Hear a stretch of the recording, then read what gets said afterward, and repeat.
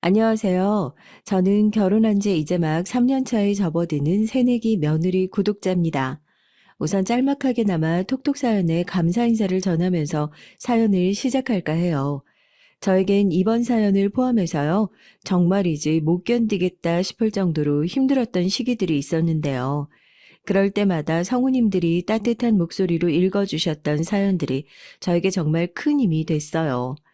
그렇게 사연을 들으면서 정말 제 일이라고 생각하고 같이 울고 웃고 마음 아파하면서 댓글을 달고 있었는데 이번엔 제가 그 주인공이 되어 사연을 보내게 됐네요. 따뜻한 사연도 사연이지만 저처럼 자기 일도 아닌데 긴 댓글로 조언을 남겨주신 분들의 마음이 참 따스해서 이 채널을 좋아했거든요. 마음 기댈 곳이 없어 참 힘든 지금 그런 조언들이 제게는 참 큰 힘이 되지 않을까 싶어 다시금 톡톡 사연의 문을 두드리게 됐습니다. 주변에서는 아마 제가 이런 곳에다 고민이 있다고 사연을 보냈던 사실을 알게 되면 아마 깜짝 놀랄 수도 있을 것 같아요. 주변 친구들도 나도 너처럼 꽃밭에서 좀 살고 싶다고 그래요.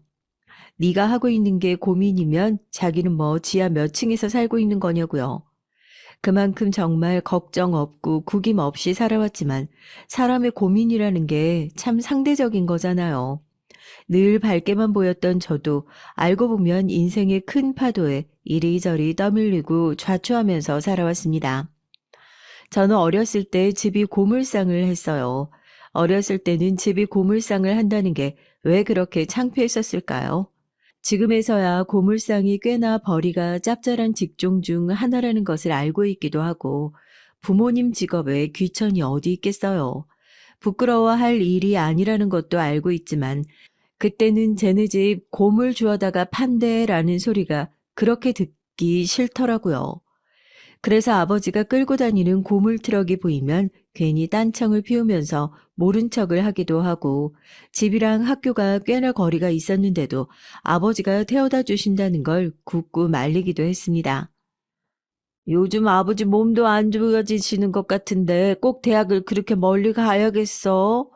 엄마는 그냥 네가 대학도 좀 가까운 데서 다니고 그랬으면 좋겠는데. 그 나이 먹으면 원래 안 아픈 데가 없는 법이라고. 그럼 엄마 아빠 생각해서 대학이고 뭐고 다 포기하고 이 시골에 박혀 있어야 하는 거냐고 괜히 짜증을 냈었습니다. 사춘기가 그렇게 무섭더라고요. 사연을 들으면 사람들이 그러잖아요. 시간을 돌릴 수만 있다면, 그때로 다시 돌아갈 수 있다면. 저도 그래요. 그때 그렇게 모질게 얘기하지 않을 걸 매일같이 후회를 합니다.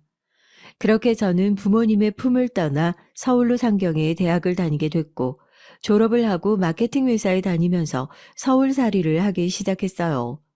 그래도 2주에 한 번은 내려가겠다는 부모님과의 약속은 일이 바쁘다는 핑계로 한 달에 한 번, 두 달에 한 번 자꾸 미뤄지기만 했죠.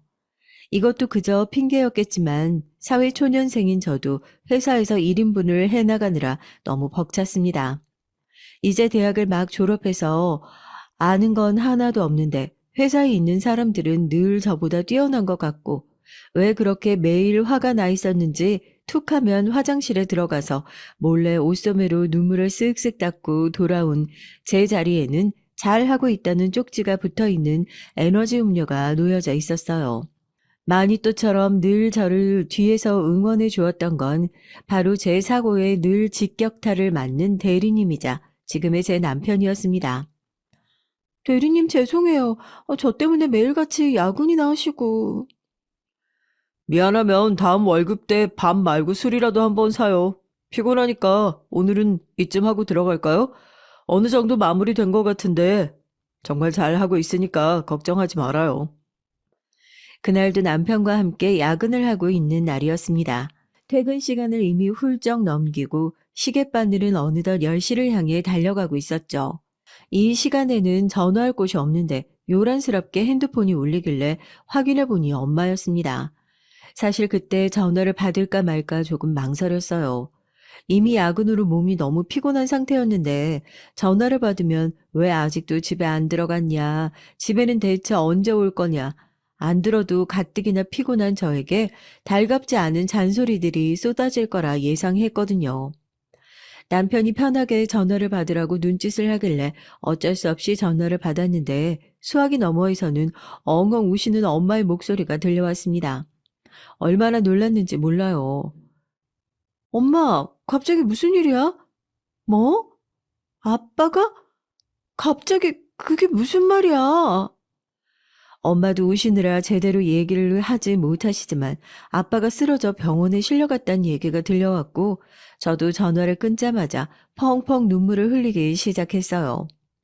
제 얼굴을 보고 놀란 남편이 대체 무슨 일이냐고 물었고 저는 우느라 제대로 말도 못하고 아빠 병원 쓰러져서 끄끄거리면서 겨우 말을 이어나갔죠.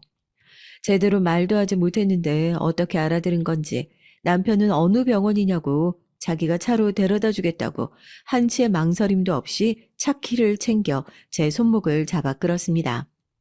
사람들이 다들 나중에 중내사내 하더라도 남편과 결혼을 결심했던 계기가 있었다고 하잖아요. 저는 굳이 꼽아보자면 그때가 아닐까 싶네요.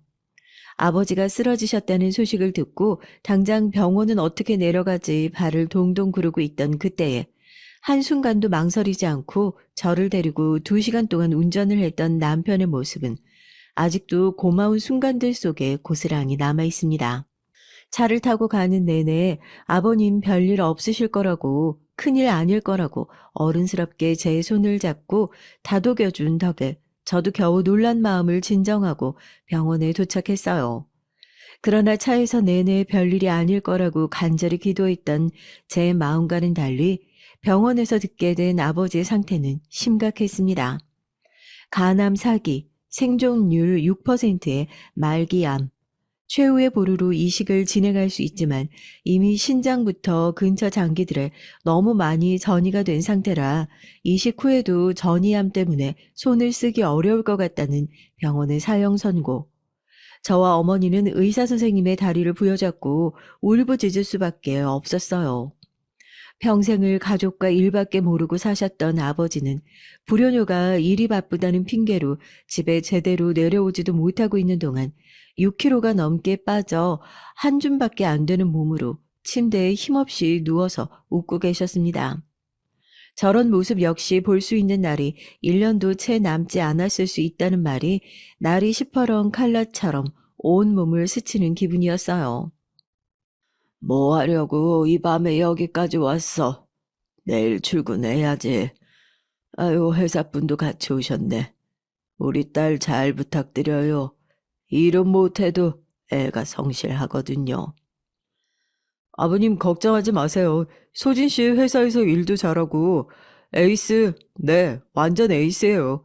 소진 씨가 누구 닮아서 그렇게 인상도 좋고 일도 잘하나 했는데 오늘 보니까 아버님 닮아서 그랬나 봐요. 소진 씨 이번 주는 연차 쓰고 병원에 있어. 회사에다가는 내가 얘기해 줄 테니까. 아버지랑 시간도 좀 보내고. 제가 죄송해요.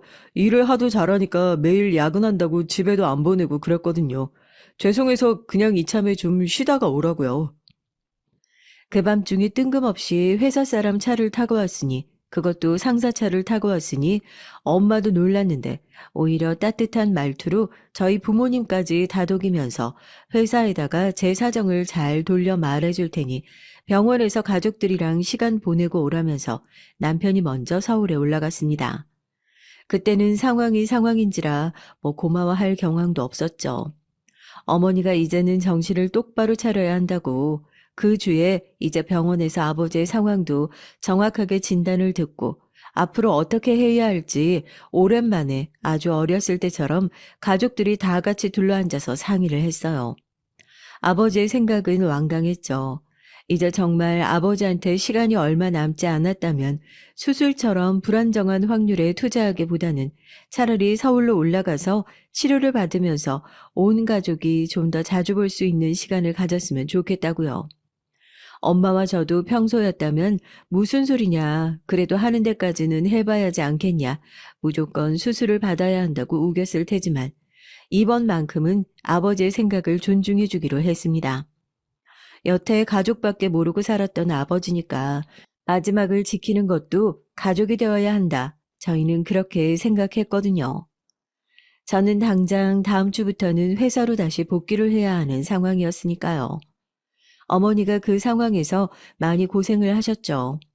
아버지가 좀 편하게 치료를 받을 수 있는 곳을 찾아보고 가족들이 또 추진력이 어마어마한 게 그때 엄마가 지내고 아버지와 마지막에 함께 보낼 수 있는 강남의 30평대 아파트를 바로 계약하게 됐어요. 저는 아버지가 병원에 좀 편하고 빠르게 왔다 갔다 할 수 있도록 그때 면허도 따고 중고차도 계약하고 온 가족이 아버지와 제대로 배웅을 하기 위해서 모든 준비를 했다고 해야 맞겠네요. 그렇게 아버지가 서울에 있는 병원으로 이송되셨고, 오히려 아버지가 쓰러졌다는 소식을 듣고 병원으로 달려갔던 그때보다 제 마음도 한결 편해졌습니다. 다시 일상으로 돌아왔어요.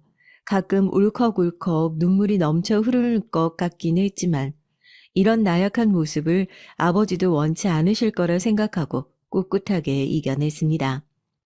아침에 눈을 뜨면 늘 그랬듯이 회사에 출근해서 상사들에게 깨지고 야근을 하고 퇴근을 하면 아버지의 병원으로 달려가고 가족들과 함께 저녁 시간을 보내고 집으로 돌아가고 한 가지 달라진 점이 있다면 사람이 추가됐네요. 그때 남편이랑 연인 관계로 발전하게 됐어요. 회사로 복귀한 저를 목이 빠져라 기다렸던 사람처럼 괜찮냐고 덥석 끌어안질 않나 많이 걱정했다고 난리법석을 피우더니 언제부턴가 자연스럽게 퇴근하고 저보다 더 먼저 저희 아버지 병실에 가서 과일을 깎고 자연스럽게 저희 가족들 사이에 앉아 있더라고요. 저한테 힘든 시기를 이겨낼 수 있는 힘이 되어주고 싶다는 그 사람을 저도 차마 밀어낼 수 없어서 연애라는 단어와는 거리가 전혀 멀어 보이는 그 시기에 저희는 연인이 됐어요. 아버지도 우스갯소리로 눈 감기 전에 딸내미 곁에 든든한 놈 버티고 있는 모습 봐서 참 다행이라고 그렇게 말씀하실 정도였으니까. 사실 저보다 저희 가족에게 더 높은 점수를 받았던 게 저희 남편이었습니다. 항상 가족들 고생시키기 싫다는 말씀을 입에 달고 사시던 아버지는 투병 생활을 길게 하시지도 않고 딱 1년 그렇게 병원에 계시다가 세상을 뜨셨어요. 마지막까지 다 함께 많은 시간을 보냈던 덕분인지 아버지를 떠나보내는 일이 생각보다 그렇게 많이 힘들고 아프지만은 않았습니다. 그리고 그 과정에 남편이 있어서 참 다행이다. 엄마도 저도 그렇게 생각했습니다. 아버지를 그렇게 보내고 나니까 어머니 건강이 걱정되는 건 자연스러운 일 아니겠어요? 서울로 병원을 옮기고 그 이후로 강남에 아파트를 사서 어머니가 서울살이를 시작하게 된 게 어떻게 보면 엄마를 끔찍하게 생각하시는 아버지의 선견지명이 아닐까 싶더라고요. 저도 옛날 불효녀 시절과 달리 시간이 날 때마다 엄마를 자주 찾아뵙고 시간을 보내고 그렇게 지내게 됐습니다. 쉬는 날 엄마를 찾아가 엄마랑 딸이 하는 일상적인 수다를 떠는데 엄마가 뜬금없이 결혼 얘기를 꺼내시는 거예요. 너네도 이제 그만큼 연애했으면 슬슬 결혼할 때가 되지 않았냐고요. 사실 저야 이런저런 일들을 겪으면서 남편에 대한 마음이 좀 더 커지고 견고해진 상태라 언제든 프로포즈를 받는다면 시집가 버릴 준비가 완벽하게 되어 있는 상태였지만 정작 프로포즈를 해줘야 할 남편이 그럴 생각이 전혀 없어 보이는 것 같아 고민인 상황이었습니다. 엄마의 협박이긴 했지만 그러다가 엄마까지 잘못되면 너 봐줄 사람 하나 없이 결혼식 올려야 한다면서 엄마라도 정정할 때 얼른 결혼하라고 성하더라고요. 이렇게 엄마까지 적극적으로 지지해주는 마당에 결혼을 더 미룰 이유가 없다는 생각이 들어서 남편에게 넌지시 얘기를 꺼냈어요. 우리 만난 지도 꽤 됐는데 슬슬 결혼 허락을 받아도 되지 않을까 하고요. 누구보다 기쁜 반응을 할 거라고 예상했던 남편이 제 얘기에 난색을 표하더라고요. 솔직히 서운한 마음이 들었죠. 혹시라도 나랑 결혼하기 싫은 거냐, 아버지 암 때문에 가족력 같은 게 걱정돼서 그러는 거냐, 조심스럽게 물어보는데 그런 게 아니라 저희 가족 때문이 아니라 자기 가족 때문이랍니다. 그러고 보니 늘 저희 가족과 가깝게 지냈던 남편이었지만 저에게 자기 가족 얘기를 한 번도 꺼낸 적이 없었던 걸 종종 이상하다고 생각하긴 했었는데 무슨 사연이 있는 건가 싶어서 나도 아버지 안 계신다. 그런 거 가지고 이해 못하는 꽉 막힌 사람 아니니까 그냥 터놓고 얘기해라. 어차피 언젠가는 알아야 할 얘기 아니냐 물었죠. 그게 우리 가족이 좀 유별나. 차라리 무뚝뚝한 아버지가 제일 정상이다 싶을 정도야. 여동생이라고 하나 있는 건 대체 자기 밥벌이나 제대로 해먹고 살 수 있을지, 아니 뭘 할 생각이나 있는 건지, 부모님 집에 얹혀 살면서 매일 뭐 준비하는 중이다, 공부하는 중이다 하는데, 내 눈에는 그냥 놀고 있는 걸로밖에 안 보이고, 어머니는 난 그냥 어머니랑 대화하는 걸 포기했어. 간섭하기 좋아하고 생각 없이 얘기하고, 결혼은 가족이랑 가족이 합치는 거잖아. 난 우리 가족들 남한테 보여주는 것조차 창피한 수준이야. 남들에게 늘 친절하고 반듯한 성품의 남편이었기에 대체 부모님은 얼마나 좋으신 분일까 상상했었는데 혹시 나한테 정을 떼려고 일부러 하는 소리가 아닐까 싶을 정도였죠. 남편 입에서 나온 시댁 식구들의 얘기는 믿기지 않을 정도로 의외였으니까요. 제가 나이가 젊어서 더 그런 것도 있을 것 같아요. 이걸 패기라고 해야 할지, 객기라고 해야 할지. 친구들이 멀쩡한 사람들도 시댁 식구로 만나면 두 손 두 발 다 들게 되어 있다고 얘기했던 것도 생각도 안 하고 남편조차 학을 떼는 시댁 식구들을 나 정도의 친화력이면 그래도 감당할 수 있지 않을까. 제 아무리 시댁 식구라고 하더라도 1년에 명절 2번, 시부모님 생일 2번, 어버이날 1번, 1년 365일 중에 많아야 5번인데 그 정도면 버틸 수 있지 않을까? 친구들이 네 머릿속은 꽃밭이냐 하는 그 아니란 태도로 접근했던 게 문제였던 거죠. 남편한테 그랬어요. 겨우 그런 이유 때문에 결혼을 포기할 수는 없다고요. 무슨 일이 됐든 부딪혀 보는 게 내 성격이고 나중에 후회하더라도 일단 겪어보고 싶다고요. 그렇게 저는 호랑이 굴에 스스로 발을 내미는 멍청이 같은 실수를 하고 말았습니다. 시간을 돌린다면 돌아가고 싶은 순간 2번째가 되겠네요. 보통 분이 아니라는 낌새는 제가 시댁으로 인사를 가는 날부터 있었어요. 저희 엄마는 처음 시댁에 인사 가는 첫 인상이 중요하다면서 일주일 전부터 백화점에 같이 쫓아다니면서 제 옷을 사주고 시댁에 들고 갈 선물을 골라주셨습니다. 뭐 이렇게까지 해야 되나, 이건 너무 유난인 거 아니냐는 저의 만류에도 원래 첫인상이 결혼 생활 내내 가는 거라면서 시댁에 인사를 가서 좀 싫은 소리를 하시더라도 네 말대로 1년에 만나고 싶어도 몇 번 볼 수 없는 게 시댁 식구들이니까 그냥 웃으면서 내내 하다가 오면 반은 먹고 들어간다고 신신당부를 하셨습니다. 그렇게 저는 저보다 몇 배는 더 긴장한 남편과 함께 첫인사를 가게 됐어요. 걱정했던 것과 달리 엄청 활기차고 소란스럽게 저를 맞아주시는 어머님을 보면서 남편이 괜히 겁을 준 게 아닐까 싶기도 했고요. 현관 입구에서 팔까지 벌려가면서 아이고 왔니 하고 큰 소리로 저를 맞아주셨거든요. 그런데 제가 문지방을 넘고 어머님이 입을 열기 시작하면서 아슬아슬한 줄타기가 시작됐습니다. 남편이 얘기했던 오지랖 넓고 생각 없이 얘기한다는 게 뭔지 그제야 알겠더라고요. 어머, 뭘 이렇게 바리바리 싸가지고 왔어. 무겁게. 나머지는 어딨어? 예, 너 새언니 왔는데 옷꼬라지가 그게 뭐니? 너 저기 주차장 내려가서 트렁크 가서 짐 좀 받아와. 분명 오늘 인사를 하러 온다고 얘기를 했는데도 시누이는 트레이닝복 차림으로 저를 위아래로 쓱 훑어보면서 나머지 짐은 어디 있냐고 물으며 저를 쓱 지나쳐 가더라고요. 남편이랑 제가 당황해서 차에 뭐 더 싣고 온 게 없다. 들고 온 짐이 다다 얘기를 하니까 방금까지만 해도 큰 목소리로 웃으면서 팔을 벌리고 깔깔거리셨던 시어머니가 언제 그랬냐는 듯이 얼굴을 확 굳히시더니만 실망한 티를 팍팍 내시는 게 아니겠어요? 너는 시댁에 처음 인사하러 오는 애가 아니 손을 어떻게 이렇게 가볍게 하고 오니? 난 뭐 엄마가 강남에 사네 어쩌네 하길래 얼마나 거창하게 들고 오나 했는데 옷도 그렇고 뭐 별거 없네. 나름대로 어머니와 함께 백화점을 몇 바퀴씩 돌면서 그래도 신경 써서 준비한 선물이었는데 별거 없네라는 얘기를 듣는 순간 정말 종아리부터 얼굴까지 시뻘겋게 달아오르는 느낌이 들더라고요. 그뿐만이었는 줄 아세요?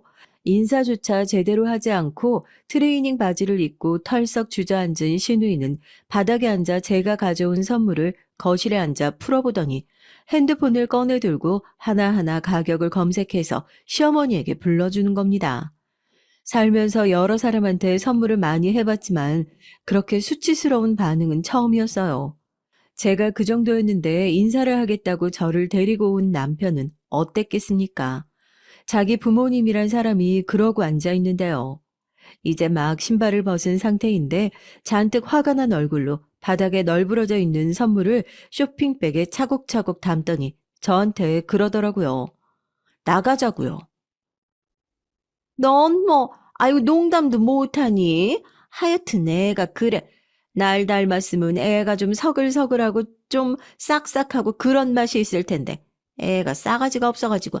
아, 넌 결혼하겠다고 인사 와가지고 인사도 제대로 안 하고 네 기분 좀 상했다고 그렇게 휙 나가버리면 그만이냐? 순식간에 분위기가 안 좋아지는 것 같아 저도 남편의 팔을 붙들고 이왕 온 거니까 인사나 제대로 하고 가자고 팔을 붙잡아 끌었습니다. 하도 남편이 신신당부를 하길래 어느 정도 예상은 하고 있었지만 들어가자마자 이렇게 경우 없는 상황을 마주하게 될 줄은 상상도 못했죠. 식사 자리는 가시방석이 따로 없었습니다. 표정이 잔뜩 굳어져 있는 남편과 달리 시어머니는 뭐가 그렇게 신나는지 식탁에서 정말 한시도 말을 쉬질 않았어요. 전 엄마가 시키는 대로 앉아서 무슨 얘기인지도 이해하지도 못하면서 그냥 웃으면서 맞장구나 치고 있었는데도 진이 빨릴 지경이더군요. 시아버지와 시누이는 시어머니의 그런 수다스러움에 이미 익숙해져 있다는 듯이 맞장구도 치지 않고 한 귀로 듣고 한 귀로 흘리고 있고 남편은 시어머니가 말도 안 되는 소리를 할 때마다 짜증스러운 말투로 중간에서 말을 끊어내기 바빴습니다. 그래, 아버지가 최근에 돌아가셨다고? 뭐, 어디 지병이 있으셨던 거야? 아, 간암이셨어요. 원래 고물상을 오래 하셨는데 다른 곳에 전이 뭐 좋은 얘기라고 그렇게 신나서 물어보세요. 그만하고 식사하세요. 잔뜩 화가 난 어조로 시어머니의 말이 계속해서 이어지지 못하게 툭툭 끊어버리는 남편이 처음에는 좀 이해가 가지 않기도 했어요. 그래도 처음 인사를 온 거고 남편 말대로 별로 좋지 않은 얘기긴 했지만 그래도 가족들이 저에 대해서 뭔가 궁금해하고 물어봐 준다는 게 제 입장에서는 고마운 일이었는데 남편이 시댁 식구들과 대화를 못하게 막는 느낌이라고 해야 하나요? 시어머니 역시 너는 내가 애를 잡아먹냐, 뭐 애한테 말 한마디를 못 붙이게 하냐, 왈칵 짜증을 내셨고요. 다행히 얘기가 자연스럽게 결혼식장 혼수 얘기로 넘어가서 그 자리에서 상견례 날짜를 잡게 됐고 아슬아슬했지만 무난하게 첫 인사 자리가 마무리됐습니다. 내가 말은 좀 세게 해도 뒤끝은 없거든.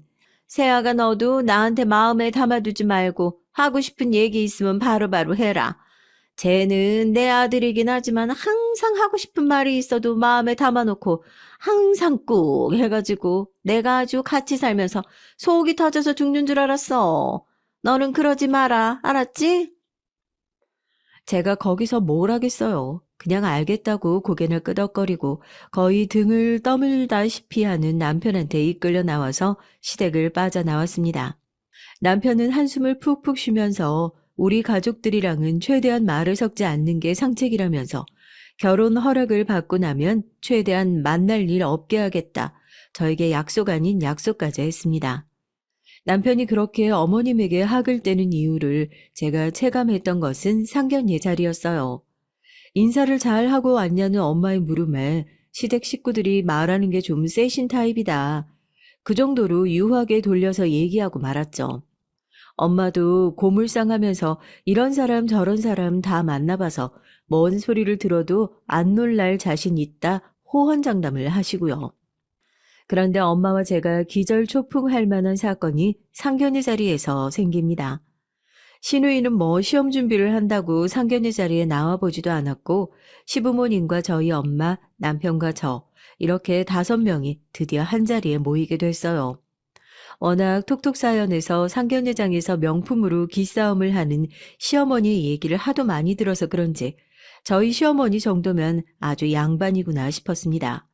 그런데 처음 인사 갔었을 때의 불안불안한 예감은 틀리지가 않더라고요. 본격적으로 상견례가 시작되고 시어머니가 말씀을 시작하면서부터 저는 대체 이번엔 시어머니 입에서 무슨 폭탄이 터질까 남편과 함께 조마조마해 할 수밖에 없었죠. 왜냐고요?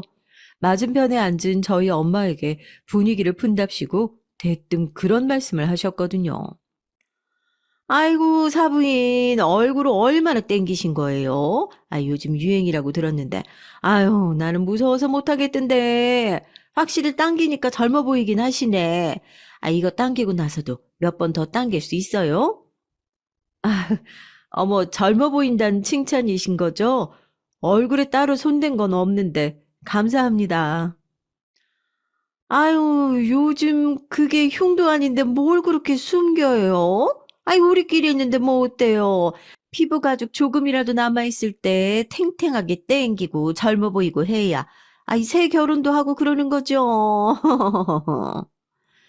시아버지도 이건 아니다 싶어 옆에서 헛기침을 하고 남편은 이마를 짚고 엄마도 황당해서 아무 말도 못하고 입만 벌리고 있는데 시어머니 혼자서 뭐가 그렇게 신났는지 옆에 시아버지 어깨까지 주먹으로 쳐가면서 깔깔 웃는 겁니다. 그 자리에서 생각 없이 아무 말이나 나불거리는 시어머니에게 지금 무슨 막말이냐고 제대로 쏘아붙이기라도 했어야 하는데 사람이 너무 당황스러우면 말이 안 나오는 게 무슨 느낌인지 아주 잘 알겠더라고요. 기가 막혀서 가만히 굳어있는 저 대신에 얼굴이 시뻘개진 남편이 대신 나서서 저희 엄마에게 죄송하다 고개를 꾸벅 숙였고 눈치 없는 시모는 뭐가 그렇게 잘났는지 눈치 파악도 제대로 하지 못하더라고요. 저 정도면 병인가 싶기도 했고요. 네가 그렇게 거기서 사과를 하면 내가 뭐가 되는 거냐고 오히려 남편한테 버럭 화를 내더라니까요. 저희 엄마도 평소에 남편이 얼마나 잘하는지 누구보다 가까이서 보셨던 분이니까요. 시어머니만 봤다면 그 자리를 박차고 나가셨어도 모자랐겠죠. 아마 저랑 남편을 봐서 참고 넘어가신 게 아닌가 싶습니다. 웃으면서 살면서 이런 기분 좋은 오해도 다 받아본다고 얼굴에 손을 댄 건 아니지만 젊어 보이는 거면 어쨌든 좋은 거 아니겠냐고 그렇게 웃으면서 또 분위기를 유하게 풀고 넘어갔습니다. 하나를 보면 열을 안다고 그 모습만 보고 결혼을 골백 번 파토 냈어도 진작에 냈어야 하는 건데 저도 저희 엄마도 오직 올곧은 남편 딱 그거 하나만 본 거예요. 그 뒤에서 시어머니 혼자만 신나서 주절거리고 차마 저희 엄마 앞이라고 시어머니 말을 중간에 끊지도 못하고 말 한마디 끝날 때마다 고개 숙여서 사과를 하는 남편을 보는데 저런 부모 밑에서 이렇게 바르게 큰 남편이 그때는 안쓰럽기까지 하더라니까요. 그건 저희 엄마도 마찬가지였나 봐요. 상견례 자리가 끝나고 근데 이 집은 음식이 돈에 비해 별로라고 계산을 하는데 제 옆에 붙어서 사장님에게 대놓고 훈수를 둔 시어머니와 시아버지가 자리를 비우자 저희 엄마는 창피함에 얼굴도 들지 못하고 자리에 가만히 앉아있는 남편 옆에 앉으셨습니다. 괜찮어. 뭘 그런 걸 가지고 기가 죽고 그래. 박서방, 나 기분 하나도 안 상했네. 옛날 어른들이 원래 말을 톡톡 쏘면서 하고 그러시는 거지. 박서방이 요즘 내가 얘기하는 것만 너무 많이 들어서 어머니 얘기하는 게 적응이 안 됐구만 그래. 오늘 가운데서 얼마나 고상이 있어 그래. 이거 밖에 밥도 제대로 못 먹었지? 이거 맛있는 거 놔두고 얼마나 배고파. 우리 딸이랑 집에 가는 길에 맛있는 거 포장해서 소주 한 병 사서 둘이 짠하고 털어버려. 부부가 그런 거지 뭐. 저희 엄마가 남편 하나 믿고 저희 사이를 허락해 주신 겁니다. 회사에서 잘려도 피 한 방울 안 나올 거라고 하는 남편이 저희 엄마가 손에 저녁도 못 먹었으니 이 돈으로 맛있는 거라도 사다 술이라도 한잔 하라면서 하얀 봉투를 쓱 쥐어주니 뭐가 울컥했는지 옷소매로 눈물을 꾹꾹 눌러 닦더라고요. 그렇게 저희는 부부가 됐습니다. 부부가 됐다고 뭐 달라지는 게 있었겠어요. 오히려 가족이라는 이름으로 묶이고 나니까 어머님의 막말은 더 도를 넘고 내가 내 며느리한테 이런 말도 못하냐며 정당화되기 시작했습니다. 저도 몇 번이나 뚜껑이 열렸던 순간이 있었는데요. 사실 어머님이 생각 없이 말씀하시는 거야 하루 이틀이 아니었고 저도 시집 온 이후로 그런 얘기를 들어도 별로 대수롭지 않게 한 귀로 듣고 한 귀로 흘려내보낼 수 있는 경지에 이르게 됐는데 아무리 사람이 자기 가족을 건드리는 건 절대 못 참잖아요. 결국 그놈의 말 때문에 잘 흘려내보내면서 살고 있던 저조차도 어머님에게 완전히 등을 돌리게 됐습니다. 결혼하기 전에 예상했던 것처럼 결혼을 했다고 해서 시댁 식구들이랑 마주해야 하는 날은 생각보다 많지 않았어요. 그나마 다행이었죠. 설령 마주한다고 하더라도 저보다 더 선을 긋고 나를 세우는 남편 덕분에 제 기분이 상하는 날이 그렇게 많지 않았고요. 그런데 그런 저희도 유교관념 아래서 절대 피할 수 없는 날들이 있잖아요. 시부모님 생신이요. 결혼하고 나서 처음 맞는 시아버지 생신이라 그래도 생일상을 차린다고 미리 장을 보고 집에서 음식 장만까지 미리 해서 바리바리 싸들고 시댁으로 찾아갔습니다.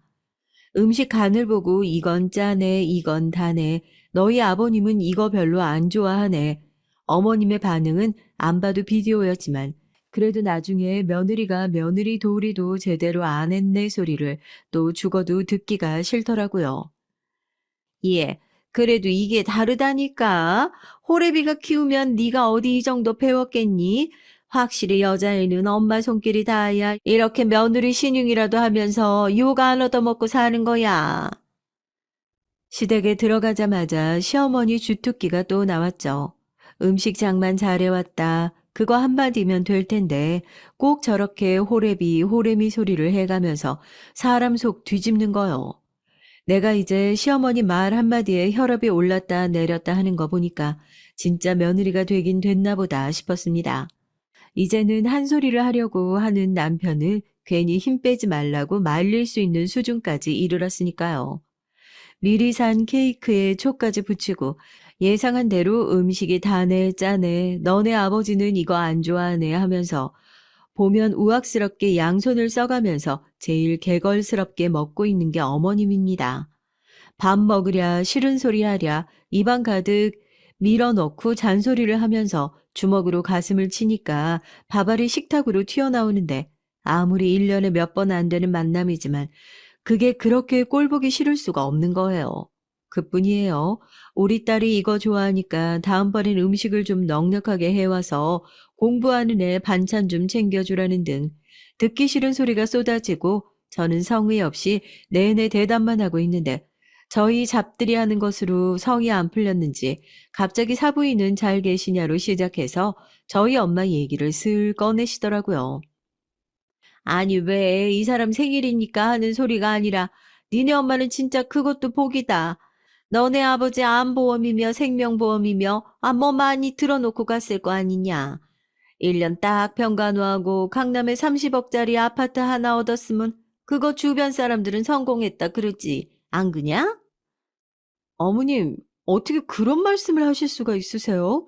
지금 저희 아버지가 일찍 돌아가셔서 저희 가족이 뭐 복이라도 받았다. 그런 말씀하시는 거예요?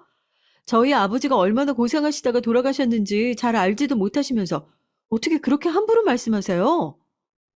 어디 며느리가 돼서 네 시어머니가 아무리 듣기 싫은 소리를 했기로써니 어른들 다 계시는 자리에서 소리를 바락바락 지르면서 대들긴 대들어. 이 자식아, 너 마누라 교육을 어떻게 시키길래 네 마누라가 네 애미애비한테 눈가를 똑바로 뜨고 이렇게 대들고 있는데 옆에서 한마디도 안 하고 나 몰라라 그러고 있어. 어? 내가 너 그렇게 가르쳤어? 막말도 선이 있는 법이죠. 저 아직까지도 마지막까지 아버지 병간호했던 것만 생각하면 눈물이 왈칵 쏟아지는데 무슨 농담처럼 밥 퍼먹으면서 낄낄거리면서 그런 얘기를 하는데 제가 화가 안 나고 백이냐고요.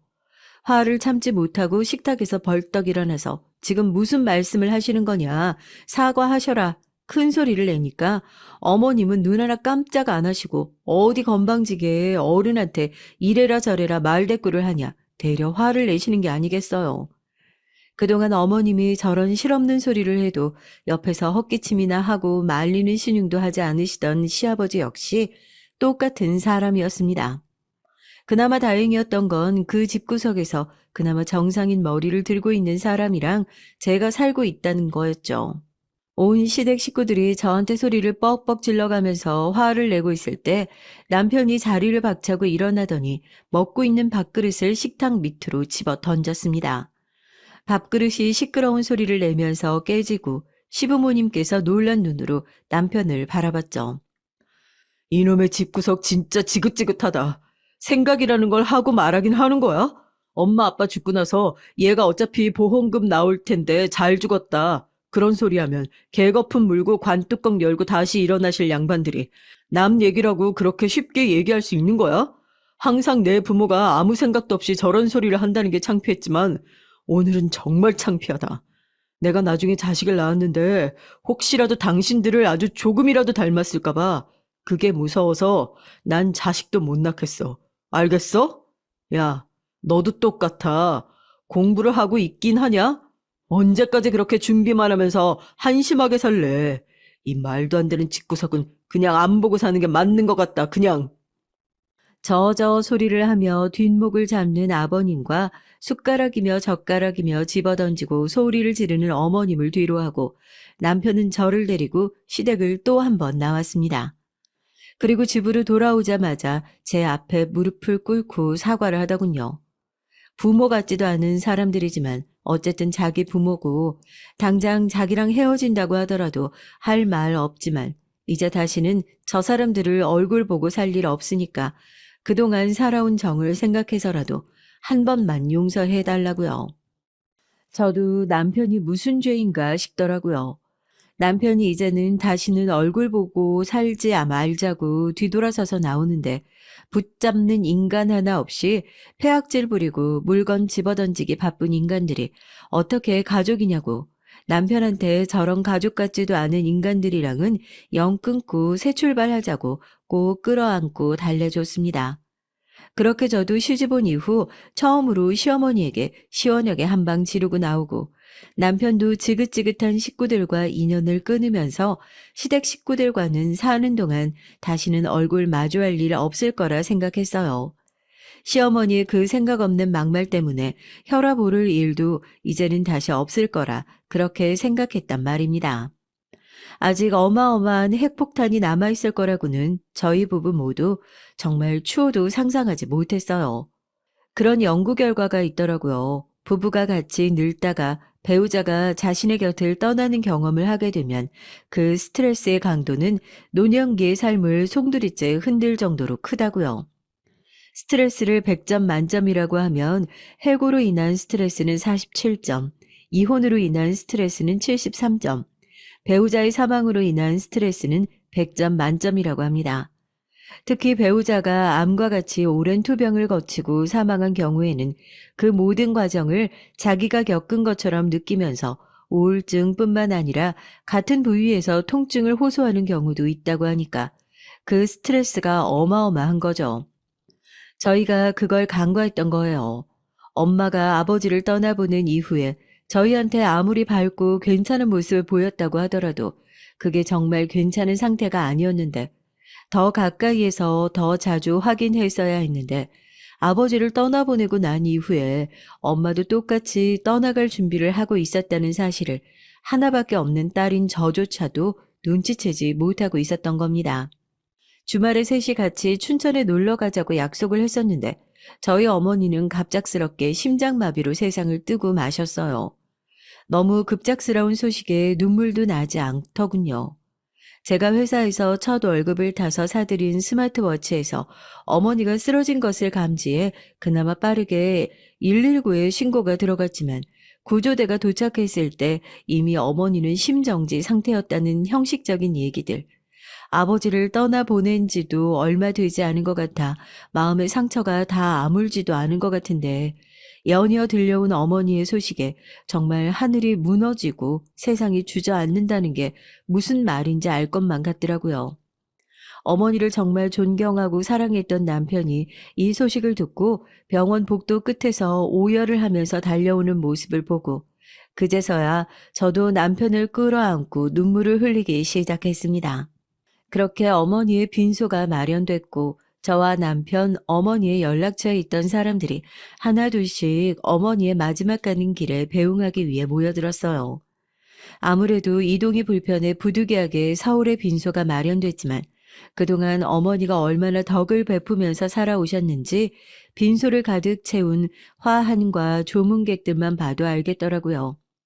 눈물을 닦아내면서 어머니의 친구라고 본인을 소개하신 오래된 지인분들은 일꾼을 자처하면서 음식을 나르고 빈소를 시끌벅적하게 유지하면서 제가 슬플 새가 없이 자리를 꽉 채워주셨습니다.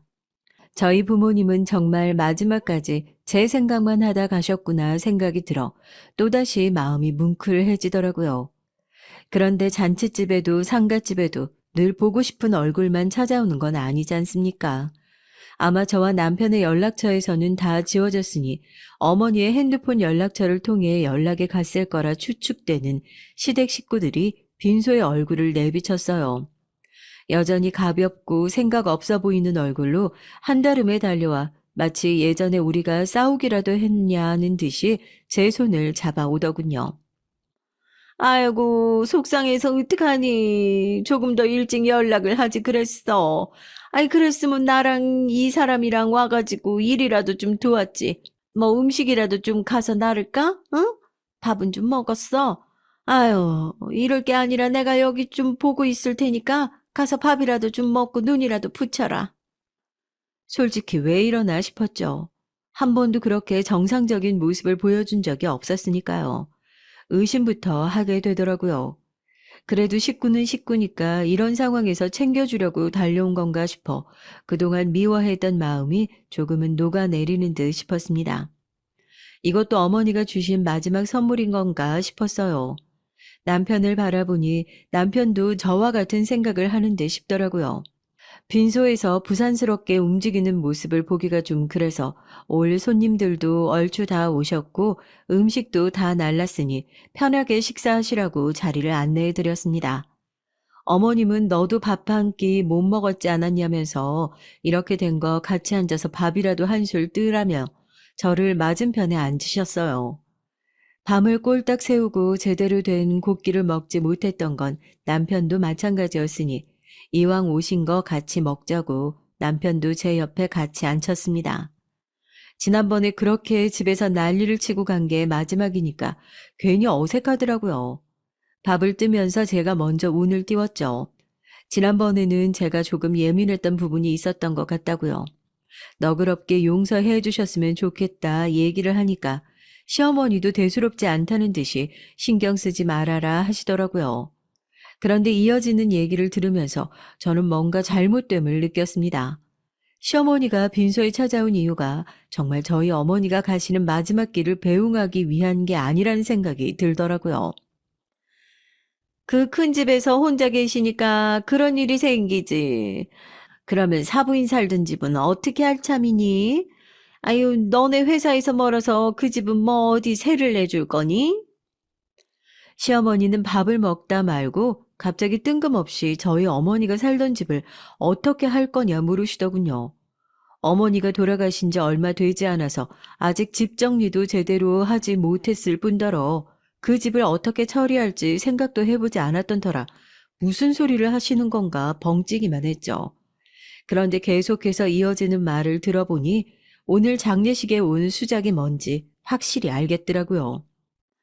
집 너무 오래 비워두면 그것도 안 좋다. 아니, 우리 수정이가 이번에 강남 쪽에서 일을 한번 해보고 싶어 한다고 하잖니. 어차피 사부인도 그렇게 되셨겠다. 너네 속이야 그렇기는 해도 또 살 사람은 살아야 되지 않겠어?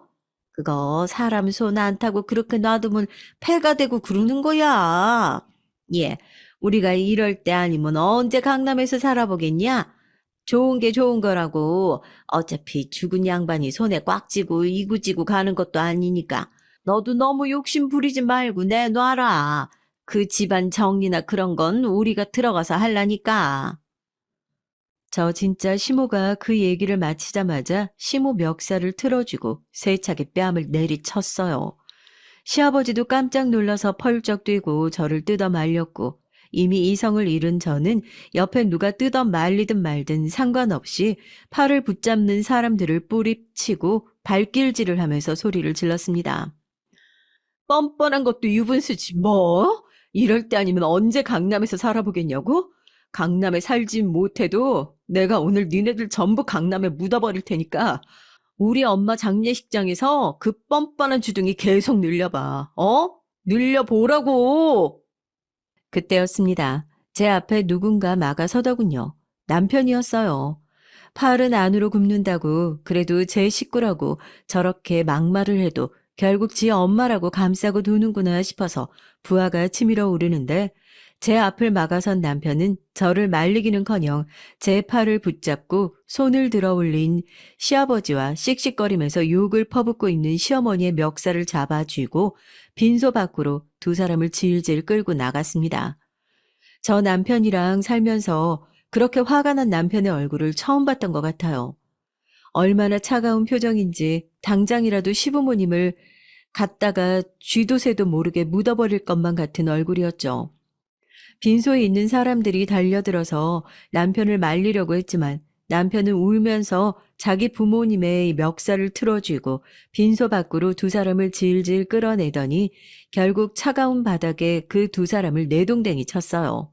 어떻게 키워준 부모한테 이런 폐륜을 저지를 수 있냐면서 바닥에서 울부짖고 있는 두 사람한테 남편은 장례식장 구석에 있던 굵은 소금을 가져와 크게 쥐고 뿌리기 시작했습니다. 소금알이 두 사람 얼굴에 세차게 내려쳐지기 시작했어요. 장례식장 가서 굵은 소금 맞아보신 분들 아시잖아요. 그게 3개 맞으면 얼마나 아픈지요. 오늘부터 부모 자식 아니야. 누구 마음대로 부모 자식이래. 부모 자식 인연은 오늘부로 끝난 거야. 알겠어? 이제 다시는 내 인생에 나타나서 앞길 막을 생각 꿈도 꾸지 마. 어떻게 여기까지 와서 그런 뻔뻔한 소리를 할 생각을 할 수 있어? 장모님이 나한테 어떤 분인데 당신들이 그 난리를 떨 때도 다 괜찮다고 나 품어주셨던 분이야. 그런 분 가시는 길 제대로 배웅은 못할 망정 어떻게 이렇게 찾아와서 똥물을 뿌릴 생각을 해. 당신들은 사람도 아니야. 악귀지. 돈에 미치고 욕심에 눈이 돌아버린 악귀. 난 사람이 아닌 짐승들을 부모로 모시고 싶은 생각도 없고 부모도 아닌 인간들이 이런 대접 받으면서 폐륜이니 뭐니 말도 안 되는 소리 짓거리는 거 들어줄 생각도 없어. 그래도 같이 살았던 정이 있으니까 그나마 이 정도로 끝나는 줄 알아. 진짜 지금 당장 내 손에 죽고 싶지 않으면 내 눈앞에서 당장 꺼져. 알겠어? 거의 눈이 돌아간 남편이 포대자루에 있는 소금을 거의 다 붓다시피 하자 입 안에 들어간 소금을 퇴퇴 뱉으며 시부모님은 꽁지가 빠져라 빈소를 빠져나갔습니다. 그리고 남편은 다시 한번 제 앞에 무릎을 꿇고 끝까지 험한 꼴을 보여줘서 미안하다고 장모님 가시는 길에 가족 같지도 않은 인간들이 똥물 뿌려서 여기 오신 손님들에게도 너무 죄송하다며 빈소에서 머리를 박고 울다가 사라졌어요. 그리고 나서 집으로 돌아갔더니 남편은 조용히 합의 이혼서를 내밀더군요. 자기가 그런 일을 저질렀는데 어떻게 한 집에서 저와 살 부대끼면서 살 수 있겠냐고요. 입장 바꿔서 생각해도 자기랑 눈 마주치고 한 공간에 있는 것조차 소름 끼치게 싫을 것 같다고 당신이 원하는 대로 헤어져 주겠다 얘기를 했습니다. 제가 어떻게 했냐고요? 남편이 내민 합의 이혼서를 조용히 찢어버렸어요. 놀란 눈으로 저를 바라보는 남편에게 진짜 가족을 알아본 사람인데 내가 가족을 왜 버리겠냐고. 그동안 사랑받지 못하고 살았던 만큼 모자라지만 우리 둘이 앞으로 평생 의지하면서 잘 살아보자. 그렇게 얘기했습니다. 저희 아버지도 어머니도 그걸 바랄 거라고요. 제 진심 어린 얘기에 남편도 저도 참 많이 울었어요. 부모가 뭔지, 가족이 뭔지, 세상에는 왜 이렇게 가족 같지도 않은 가족이 참 많은 건지, 가족에게 상처받은 남편의 마음을 제가 살면서 얼마나 잘 치유해 줄 수 있을지 모르겠습니다. 하나 분명한 건 제가 어렸을 때 부모님에게 받았던 큰 사랑만큼 저도 이제 제 가족에게 베풀며 사는 사람이 되고자 다짐했어요. 이제 제 가족이 아닌 사람들이 어떤 말과 행동으로 제 가족을 아프게 하고 상처 입히더라도 제가 든든한 보호막이 되어 가족을 지킬 거라고 말입니다. 사연을 마무리하면서 저희에게도 새로운 가족이 생겼다는 소식을 전해요. 하늘에 계신 어머니 아버지가 이 소식을 아신다면 얼마나 기뻐하실까요? 일찌감치 가족을 떠나 저와 가족 같지도 않은 가족을 품고 살면서 온몸에 가시가 박힌 남편이지만 이제 둘이 서로 의지하며 살면서 제대로 된 가족이 무엇인지 처음부터 차근차근 다시 한번 배워볼까 합니다. 적어도 저희가 낳은 자식한테는 제대로 된 사랑이 무엇인지 알려주어야 하니까요. 톡톡 사연을 듣는 여러분들께서도 부녀에 있는 가족들이 항상 기다려주지 않는다는 사실을 알았으면 좋겠습니다. 볼 수 있을 때 많이 보고 눈에도 마음에도 많이 담아두고 그렇게 서로 사랑하기만 해도 모자란 시간들 사랑과 행복의 추억으로 가득 채우시면서 보냈으면 좋겠습니다. 앞으로 꽃길 걸어갈 저희 가족에게도 많은 응원과 사랑 보내주시길 바랍니다. 이제는 아픈 과거들 훌훌 털어버리고 저희 세 식구, 아니 하늘에 계신 두 부모님까지 저희 다섯 식구, 이제는 정말 꽃길만 걸어볼랍니다. 화이팅! 안녕하세요. 저는 올해로 40세가 된 이혼녀입니다. 4년 전쯤 남편과 이혼을 하고 지금까지 일과 사랑에 빠져 지내오고 있는데요. 제 직업은 변호사예요. 직업 특성상 워낙 밤낮으로 일을 많이 하다 보니까 이혼 후에 더욱 일에만 몰두하면서 살아왔던 것 같습니다. 사실 제가 남편과 이혼했던 결정적인 이유가 모두 시어머님 때문이었거든요. 제 과거 얘기를 먼저 들려드리자면요.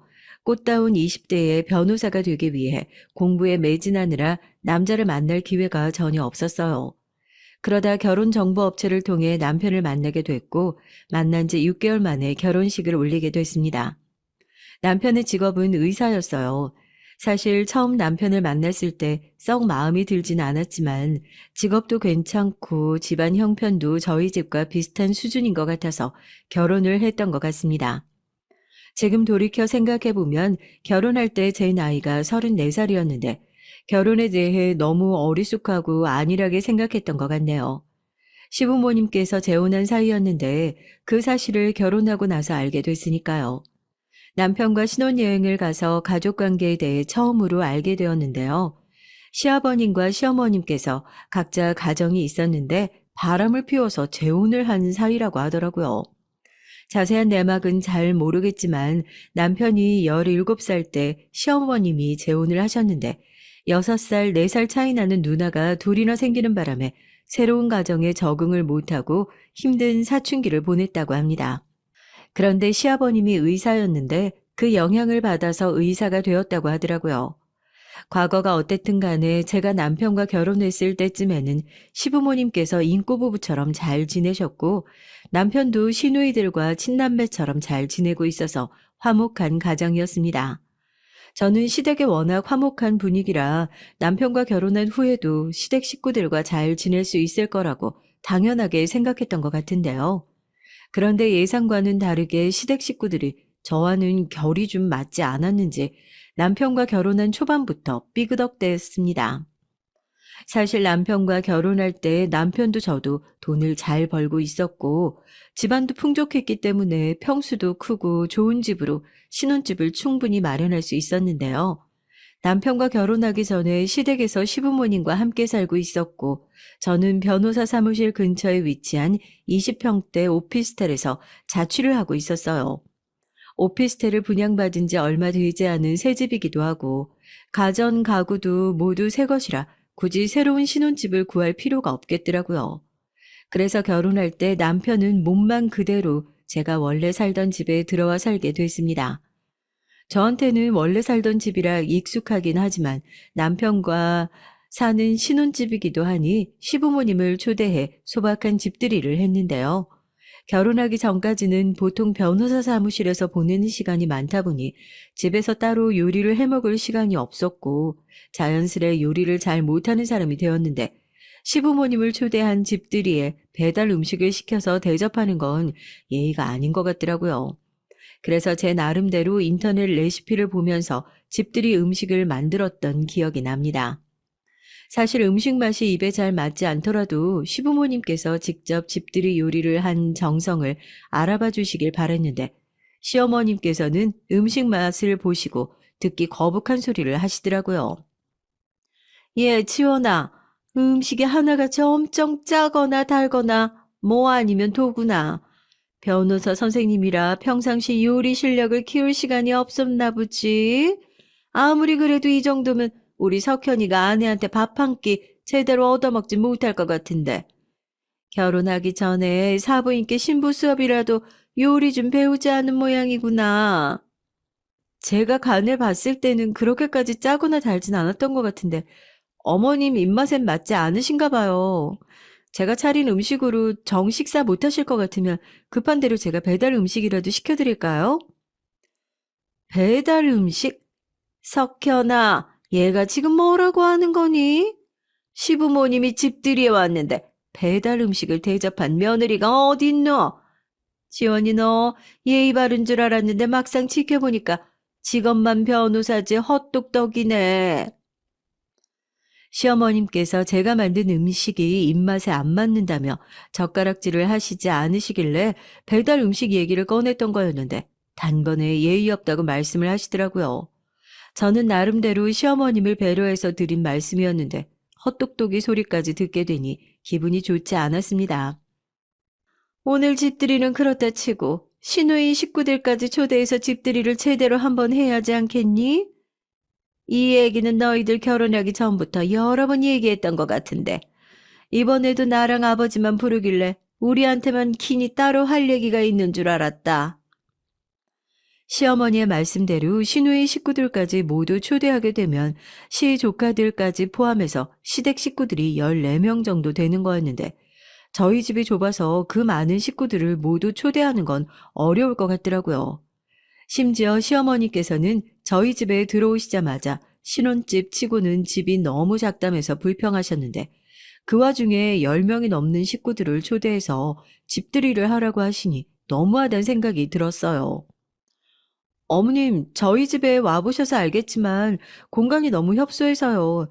형님네 식구들까지 모두 초대하면 10명이 넘는 대식구인데 저희 집이 너무 좁아서 모두 앉을 공간도 없을 것 같아요. 집들이 대신에 저희 집 근처의 식당에서 식구들 초대해서 식사하는 걸로 대체하면 안 될까요? 예, 그러면 그게 그냥 밥 한 끼 같이 먹는 거지 집들이니? 정 앉을 공간이 없으면 만들면 되지. 똑똑한 변호사의 양반이 왜 이러실까? 거실에 있는 소파를 베란다로 치우면 되겠네. 식구들 왔을 때 소파를 베란다에 놓으면 거실이 넓어지니까 식구들 모두가 충분히 앉을 수 있을 것 같구나. 사실 오피스텔 평수가 작다 보니 베란다도 좁았는데요. 소파는 유일하게 결혼해서 샀던 가구였는데 베란다에 두려면 세워서 넣어야 할 것 같더라고요. 그렇게 되면 소파가 더러워지거나 기스날 게 뻔했는데 비싸게 준 새 소파를 그런 식으로 더럽히고 싶지가 않았습니다.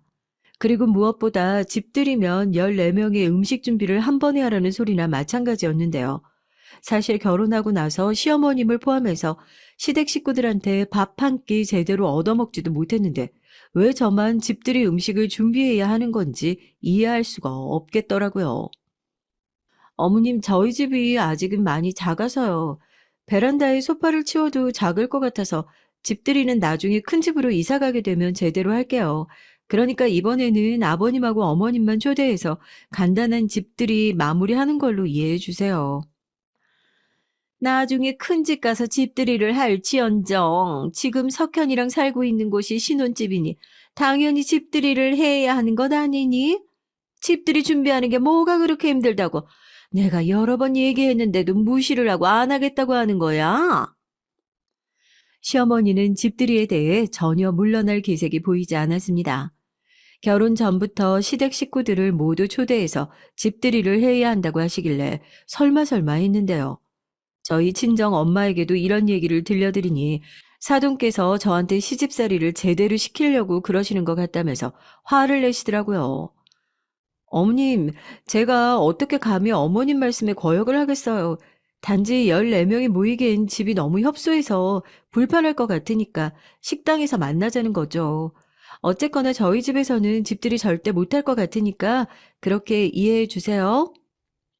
저는 도저히 모든 시댁 식구들을 집들이에 초대할 자신이 없었고 시어머님께 집들이를 거절할 수밖에 없었습니다. 시어머님께서는 여러 번 제안한 집들이를 확실하게 거절하니 기분이 나쁘셨는지 다른 말 없이 그냥 알겠다고만 하시더라고요. 이렇게 집들이 거절 사건 이후부터 시어머님께 미운 털이 단단히 박혀 고된 시집살이를 해왔던 것 같네요. 그런 와중에 신혼 때부터 남편과도 어긋나기 시작했는데요. 남편과 만난 지 6개월 만에 결혼을 하다 보니 함께 못 해본 것들이 참 많더라고요. 예를 들자면 봄에 남편과 벚꽃놀이를 못 가본 것 같아서 한 번은 벚꽃이 만개했을 때 주말에 시간 내서 남편에게 벚꽃놀이를 가자고 얘기를 했어요. 제 성격이 여성스럽지 못하고 털털한 편이라 평상시 꽃놀이 같은 데 관심이 전혀 없었는데 오랜만에 주말에 여유가 생기다 보니까 남편과 데이트를 할 겸 꽃놀이를 너무 가보고 싶더라고요. 사실 저는 직업 특성상 주말에도 의뢰인들의 소송 자료를 준비하느라 굉장히 바빠서 개인적인 시간이 거의 없었거든요. 마침 그때 주말에 일을 하지 않아도 돼서 평상시 잘 찾아오지 않는 황금 같은 여유 시간이라 왠지 더욱 뜻깊게 보내고 싶었던 것 같습니다. 오빠, 우리 주말에 벚꽃놀이 가는 건 어때? 한 번도 같이 가본 적 없었잖아. 이번 주는 정말 오랜만에 내가 일을 안 해도 될 것 같아서 오빠랑 데이트도 할 겸 꽃놀이도 가고 싶은데. 주말에? 주말에는 안 될 것 같은데. 토요일은 진료 끝나고 너무 피곤할 것 같고, 일요일은 학회 활동 때문에 공부를 좀 해야 될 것 같아서. 정 꽃놀이 가고 싶으면 친구랑 같이 다녀와. 남편은 꽃놀이를 가자는 제안에 단박에 거절을 하더라고요. 꽃놀이 가는 게 하루 종일 시간이 걸리는 것도 아니고 몇 시간이면 될 텐데 저한테 그런 시간조차 내두지 못하나 싶어서 속으로는 빈정이 상했습니다. 남편 나름대로 주말에 계획이 있었을 텐데 철두철미한 사람이라 단 1시간조차도 시간을 못 내나 보다 하고 그냥 꽃놀이는 포기를 했었던 것 같네요. 꽃놀이는 남편하고 데이트를 하고 싶어서 가고 싶었던 거였는데 굳이 또 친구와 약속을 새로 잡아서까지 가고 싶진 않더라고요. 그래서 꽃놀이를 포기하고 친정집에 갔습니다. 부모님께서 한 달에 한 번 정도 주말에 장애인 복지센터에 가서 봉사활동을 하셨는데요. 마침 그 주가 봉사활동을 가는 날이라 부모님과 함께 오랜만에 봉사활동을 다녀왔네요. 오랜만에 여유 시간이라 집에서 푹 쉬면서 TV를 보거나 잠을 잘 수도 있었는데 봉사활동을 다녀오니 더욱 뜻깊은 시간을 보낸 것 같아 좋았습니다. 그런데 바로 그 다음 주에 남편이 저한테 주말에 시댁에 가서 시부모님 일을 도와드리자고 하는 게 아니겠어요? 시부모님께서는 교회에 주말 농장을 분양받아 텃밭을 가꾸고 계셨는데 함께 모종을 심으러 가자고 하시더라고요. 지원아, 주말에 엄마가 주말 농장 일이 많이 바쁘다고 일손 좀 보태달라고 하시네. 지난주에 꽃놀이 가자고 하는 거 보니까 지금 덜 바쁜 것 같은데 같이 가줄 수 있지? 무슨 소리야. 나 이번 주에 소송 준비해야 해서 주말 내내 일만 해야 돼. 지난주는 정말 특별하게 여유가 생겨서 꽃놀이 가자고 했던 거고, 내가 오빠한테 꽃놀이 가자고 할 때는 일하고 피곤해서 안 된다. 공부해서 안 된다고 하더니 부모님 일은 도와드리러 가도 되는 거야? 아무튼 나는 시간이 안 되니까 정 오빠가 가서 도와드리고 싶으면 일요일 아침 일찍부터 일어나서 도와드리러 가든지.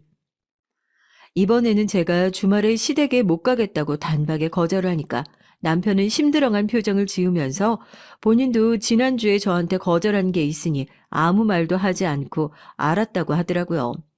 실제로 저는 토요일 새벽까지 소송 준비를 하느라 바빴어요. 일요일 아침에 잠들어서 점심시간이 지나 일어났던 것 같습니다. 사실 그때도 다시 일어나 일을 했어야 했는데 남편이 혼자 시댁에 가서 일을 하고 있는 게 마음에 걸려서 뒤늦게라도 주말 농장에 가보려고 남편에게 전화를 걸었죠.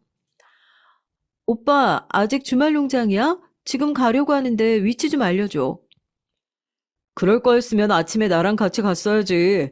오전에 일 다 끝내고 지금은 엄마네 집에 왔는데 엄마가 당신 오지 말라고 하시네. 엄마가 매주 도와달라고 한 것도 아니고 결혼하고 이번에 처음 주말에 시간 내서 도와달라고 하신 건데 좀 섭섭하셨나 봐.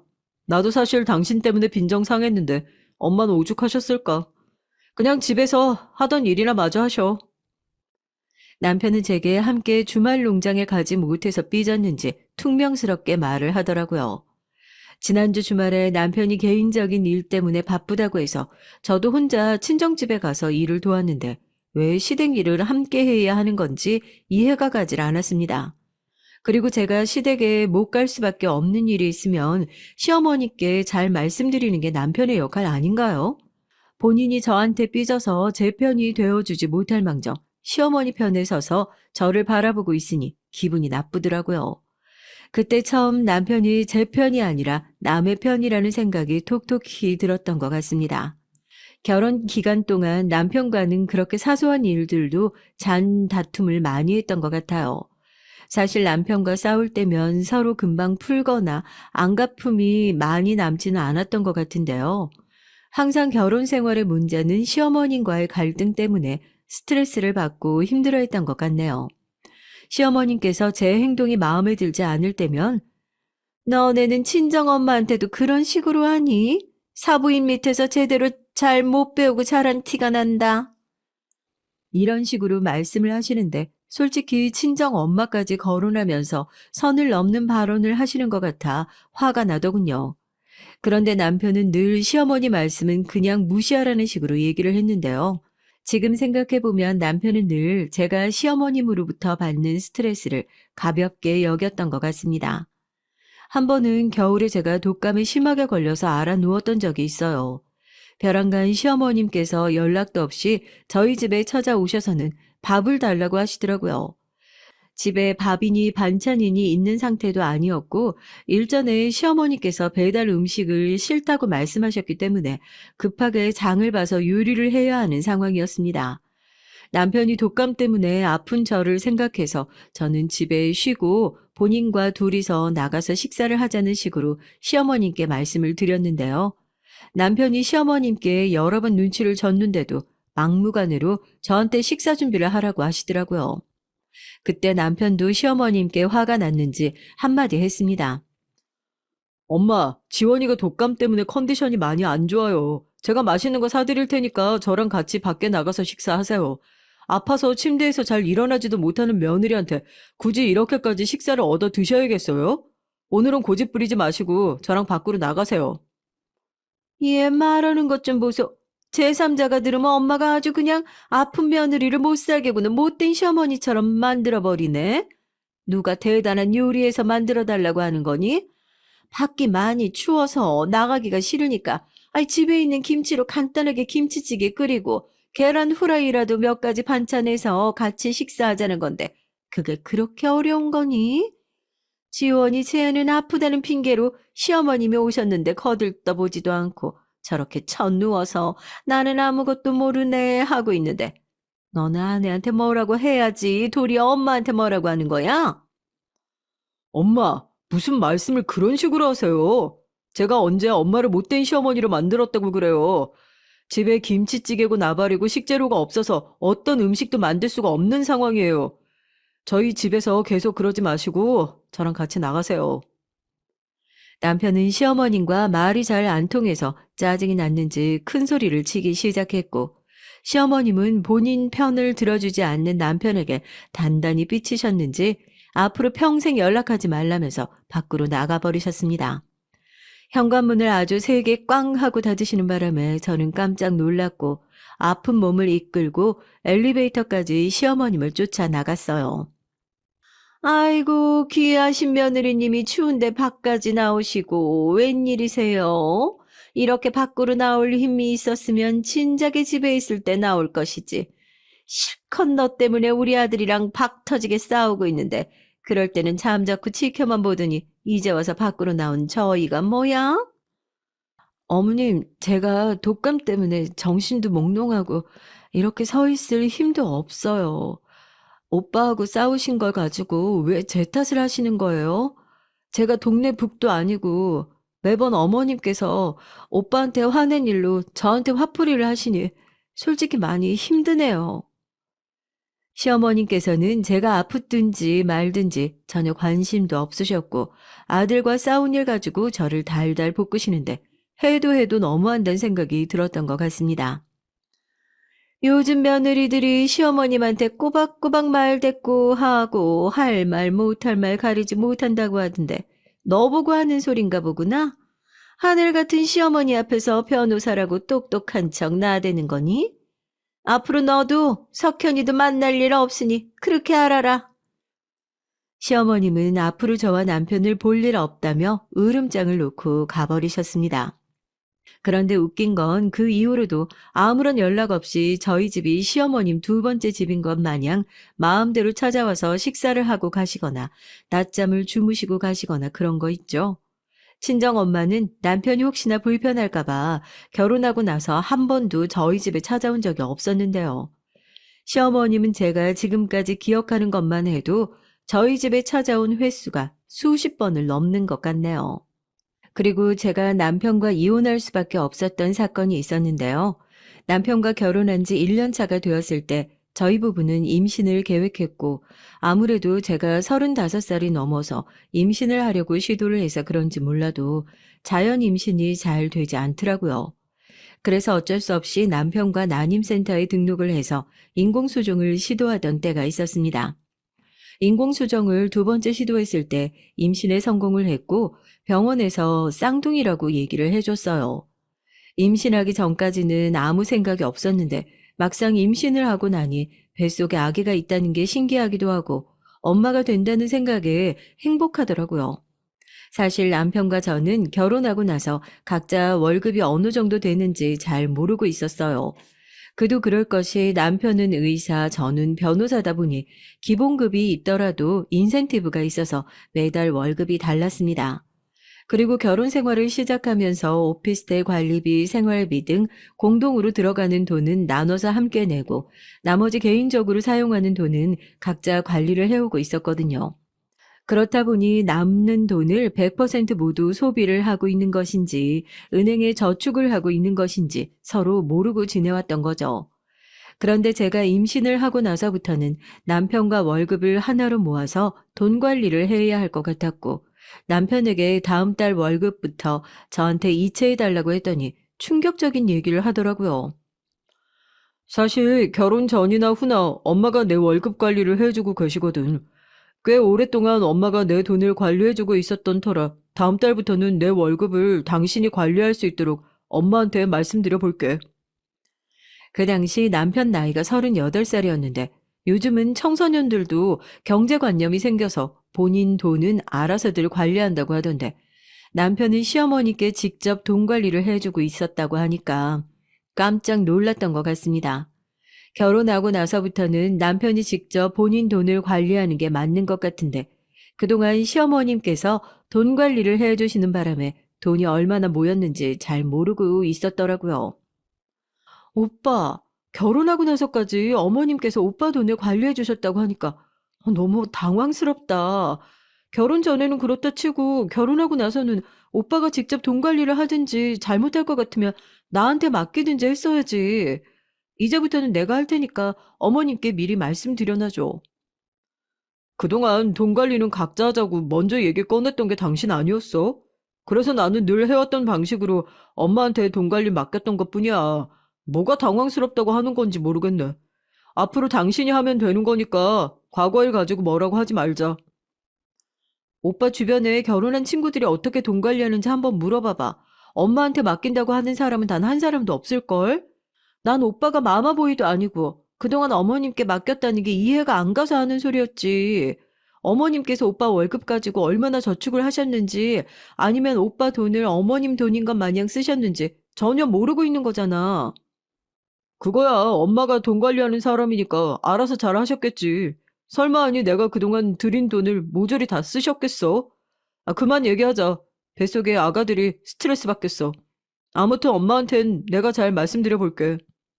사실 그때 임신한 상태가 아니었다면 남편하고 한참 더 말싸움을 했을 것 같습니다. 남편도 저한테 더 따지고 들고 싶었지만 제가 임신한 몸이라 그런지 참는 것 같더라고요. 그렇게 남편하고 얘기를 나누고 일주일 정도 지났을까요? 시어머님께서 이번에도 연락 한 통 없이 다짜고짜 저희 집으로 쳐들어오셔서는 막말을 하시더라고요. 그날은 마침 남편이 볼 일이 있어서 집에 없는 상태였습니다. 지원이 너 석현이한테 앞으로 월급 관리하겠다고 하면서 나한테 얘기하라고 했다며? 결혼하고 나서 나한테 하나밖에 없는 우리 아들 빼앗은 것도 모자라서 결혼하고 2년 동안 아무 말 없다가 갑자기 월급 관리를 하겠다고 나선 저희가 도대체 뭐니? 어머님, 제가 무슨 오빠를 빼앗아 가요. 저랑 결혼했어도 오빠는 어머님 아들인 게 변함없는 사실인데 그런 말씀을 하세요. 그리고 당연히 결혼을 했으면 돈 관리는 저희 가정에서 해야 하는 거죠. 언제까지 어머님께서 오빠 월급 관리를 하시려고 하는 거예요? 어머님께서는 아버님 월급 관리하시면 되시잖아요. 얘 말하는 뻔세 보소. 미꾸라지 한 마리가 온 웅덩이를 흐린다고 하더니만 그동안 우리 집안이 얼마나 화목했는 줄 아니? 지원이 네가 들어오고 나서부터 내가 우리 석현이랑 달에 한 번씩은 꼬박꼬박 말싸움을 하는 것 같다. 엄마하고 아들 사이를 갈라놔서 그렇게 좋으냐? 어머님, 계속 듣다 보니까 기분 나빠서 저도 한 말씀 드릴게요. 어머님하고 오빠가 싸우는 건 어머님 때문이지 저 때문이 아니잖아요. 왜 항상 오빠랑 싸울 때만 제 탓을 하시는 거예요? 어머님께서 지금 솔직히 계속 오빠 돈 관리하고 싶으셔서 억지 부리시면서 저한테 막말하시는 거잖아요. 시어머님 말씀을 듣다 보면 화가 날 수밖에 없었어요. 그날따라 저한테 평상시보다 더 심하게 막말을 하시는 것 같아서 도저히 가만히 있을 수가 없겠더라고요. 그런데 제 말을 듣고 시어머님께서도 화가 잔뜩 나셨는지 그 순간 제 머리채를 휘어잡고 흔들며 말씀하시더라고요. 보자 보자 하니까 시어머님을 아주 우습게 보고 있네. 석현이 돈 관리는 내가 그대로 진행할 거니까 그렇게 알고 있어. 그리고 다시 한번 더 시어머니 하시는 말씀을 우습게 알고 말대꾸하거나 대들면 이번처럼 머리채 휘어잡는 걸로 끝나진 않을 거니까 그렇게 알고. 시어머님은 그렇게 제 머리채를 있는 힘껏 휘어잡다가 막말을 내뱉고 집 밖을 나가버리셨습니다. 그동안 시어머님께서 저한테 막말을 한 적은 많았어도 머리채를 휘어잡거나 손을 올리는 등 행위를 한 적은 없었어요. 심지어 제가 임신한 상태인 걸 알면서도 어떻게 그런 행동을 보일 수 있는 것인지 시어머님이 나가시고 한참 동안 충격에 휩싸여 있었던 것 같습니다. 그리고 한참 시간이 지난 후에 시어머님 때문에 스트레스를 많이 받았는지 배가 너무 아프더라고요. 안 그래도 병원에서 인공수정이라 스트레스 받지 않도록 각별히 주의하라고 했었는데 혹시 몰라 급하게 서둘러 병원을 가보았습니다. 정말 허무하게도 유산을 하고 말았어요. 이 모든 것들이 6시간 안에 일어난 일들인데요. 제가 몸이 허약해서 유산될 가능성이 높다고 병원에서 얘기를 해주긴 했지만 시어머님께서 집에 찾아오지 않았더라면 저한테 막말을 하고 머리채를 휘어잡지 않았더라면 우리 아기를 지켜낼 수 있지 않았을까 하는 생각이 들어서 시어머님을 죽을 만큼 원망했던 것 같습니다. 그런데 참 웃긴 게요. 제가 유산을 하고 나서 남편이 제 편이 되어 시어머님께 화를 낼 거라고 생각했는데 유산을 한 게 제가 제 몸 하나 제대로 관리하지 못해서 일어난 일이라면서 저를 비난하더라고요. 내가 우리 아기들 출산할 때까지 변호사 일을 잠시 쉬거나 그만두라고 진지하게 말했었지. 임신하고 나서도 잠시 쉴 틈 없이 매일같이 늦게까지 일하는데 아기들이 힘들어서 엄마 뱃속에서 버티고 있었겠어? 유산한 건 당신이 다 자초한 일이니까 괜히 우리 엄마 탓하지 마. 오빠는 어떻게 나한테 그런 식으로 말할 수가 있어? 내가 우리 아기들 지켜내려고 얼마나 애썼는데 급한 일만 마무리하고 변호사 일 쉰다고 말했었잖아. 그날 어머님께서 다짜고짜 우리 집에 찾아와서 행패만 부리지 않으셨어도 이런 일 없었을 거야. 아내가 유산했으면 위로해주고 감싸주지는 못할 망정 어떻게 유산한 게 모두 내 탓이라고 그렇게 막말을 할 수가 있어? 정말 우리 엄마 말씀대로 당신 성격 뜯어 고치지 않으면 앞으로 같이 살 수 없겠다. 난 우리 아기들 하늘나라에 떠나보내고 마음이 편하겠어? 내가 의사인 거 잊었니? 우리 엄마가 당신한테 그런 행동 보인 건 100번 잘못한 일이지만 애초에 당신이 그동안 해왔던 행동들을 관찰해 보면 유산할 만해서 객관적으로 얘기한 거야. 언제까지 위로해주고 감싸주기만 바랄 거야? 남편은 시어머니 못지않게 저한테 가시박힌 말들을 해댔어요.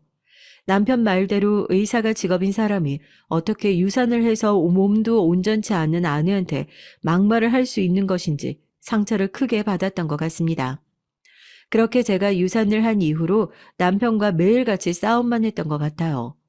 그런 와중에 시어머님께서는 제가 안 그래도 몸이 약한데 유산까지 해서 앞으로는 임신을 못할 것 같다면서 이런 며느리를 들여서 시댁의 대가 끊긴다고 남편과의 이혼을 계속 조장했습니다.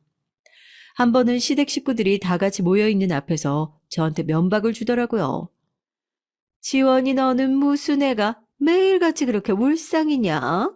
애 떨어뜨려 놓고 기분이 좋겠냐마는 너 때문에 우리 집안 화목한 분위기 다 망치는 것 같아서 네 얼굴 낯짝까지도 보기 싫어지는구나. 그런 표정 지을 거면 앞으로 시댁 모임에 나오지 마. 저라고 시댁 식구들 얼굴 보고 싶었을까요? 특히나 유산한 이후로는 시어머님 얼굴조차 쳐다보기 싫었는데 억지로 남편 따라 시댁에 갔던 게 티가 났었나 봅니다. 네, 어머님, 제가 우리 아기들 잃고 나서 항상 우울하고 웃을 수가 없네요. 어머님께서 그날 저희 집에 찾아오시지만 않았어도 우리 아기들 지켜낼 수 있었을 텐데 모든 게 어머님 탓인 것 같아서 원망스럽고 솔직히 어머님 얼굴 마주보기 어려워요. 저는 무덤덤하게 속 안에 있었던 얘기를 꺼냈는데요. 남편이 그때 시어머님 편을 들면서 얘기를 하더라고요. 당신 그만두지 못해? 내가 유산한 거 우리 엄마 탓으로 돌리지 말라고 몇 번 얘기를 했어. 그리고 가족들 모두 모인 앞에서 어린애처럼 철없이 칭얼대고 있고 당신은 원래 이 정도밖에 안 되는 사람이었어? 예, 석현아. 내가 진작 몇 번이나 말하지 않았니? 지원이 얘는 처음 만날 때부터 왠지 정이 안 간다고. 시어머님한테 눈 똑바로 뜨고 이렇게 대드는 거 봐라. 이런 애를 우리 집안의 맏며느리라고 내가 대접을 해줘야 되는 건지 모르겠다. 그리고 더군다나 앞으로 우리 집안의 대를 못 이을 아이라면 석현이 네가 나이 들기 전에 빨리 헤어지는 게 서로 위해서 더 좋을 것 같구나. 시어머님은 가족들 있는 앞에서 남편한테 저와 이혼하라며 말을 했고 옆에 있던 가족들은 시어머님의 눈치를 보면서 아무런 얘기도 하지 않았습니다.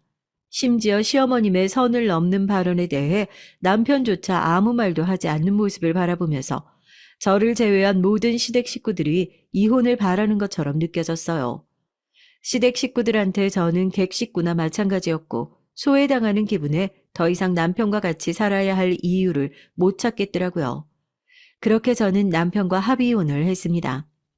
사실 따지고 들자면 시어머님과의 갈등이 발단이 되어 남편과 싸움이 잦아졌고 유산 이후에 시어머님께서 남편과의 이혼을 조장하는 바람에 이혼을 하게 된 거였는데요.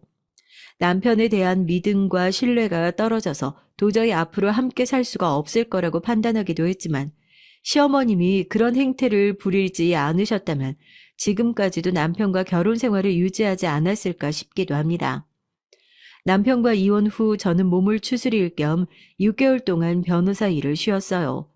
사실 저는 이혼 소송 전문 변호사라 이혼 사례를 워낙 많이 접하기 때문에 제 일생에서는 이혼이 없을 거라고 생각했었거든요. 막상 이혼을 하고 나니 많은 생각이 들더라고요. 심지어 이혼 소송이 아닌 다른 분야로 전문 분야를 바꿔야 하나 진지하게 고민까지 했었습니다. 그 정도로 저한테 이혼은 씻을 수 없는 상처로 남았네요. 그리고 6개월 뒤 저는 변호사 사무실을 옮겼어요. 함께 일하던 동료 변호사들이 제 이혼 소식을 접하기도 했고 뒤에서 말들이 많은 것 같아서 이직을 결정하게 됐던 것 같습니다. 그렇게 새로운 변호사 사무실에서 모든 것들을 잊고 새 출발한 지 4년이 되었을 때쯤이었어요. 워낙 바쁘게 일만 하고 지내느라 제가 이혼녀라는 사실도 잊고 지내왔던 것 같은데 이혼한 지 4년이 되어 가니 남편 생각도 안 나고 어머님에 대한 미움조차 느껴지지 않더라고요. 그러던 어느 날 평상시처럼 변호사 사무실로 출근을 했는데 어디서 낯익은 목소리가 들려왔습니다. 박 변호사님, 그럼 잘 부탁드릴게요. 자식들도 다 키웠고 더 이상 남편 뒷바라지하면서 살고 싶지 않아서 황혼 이혼을 하려고 하네요.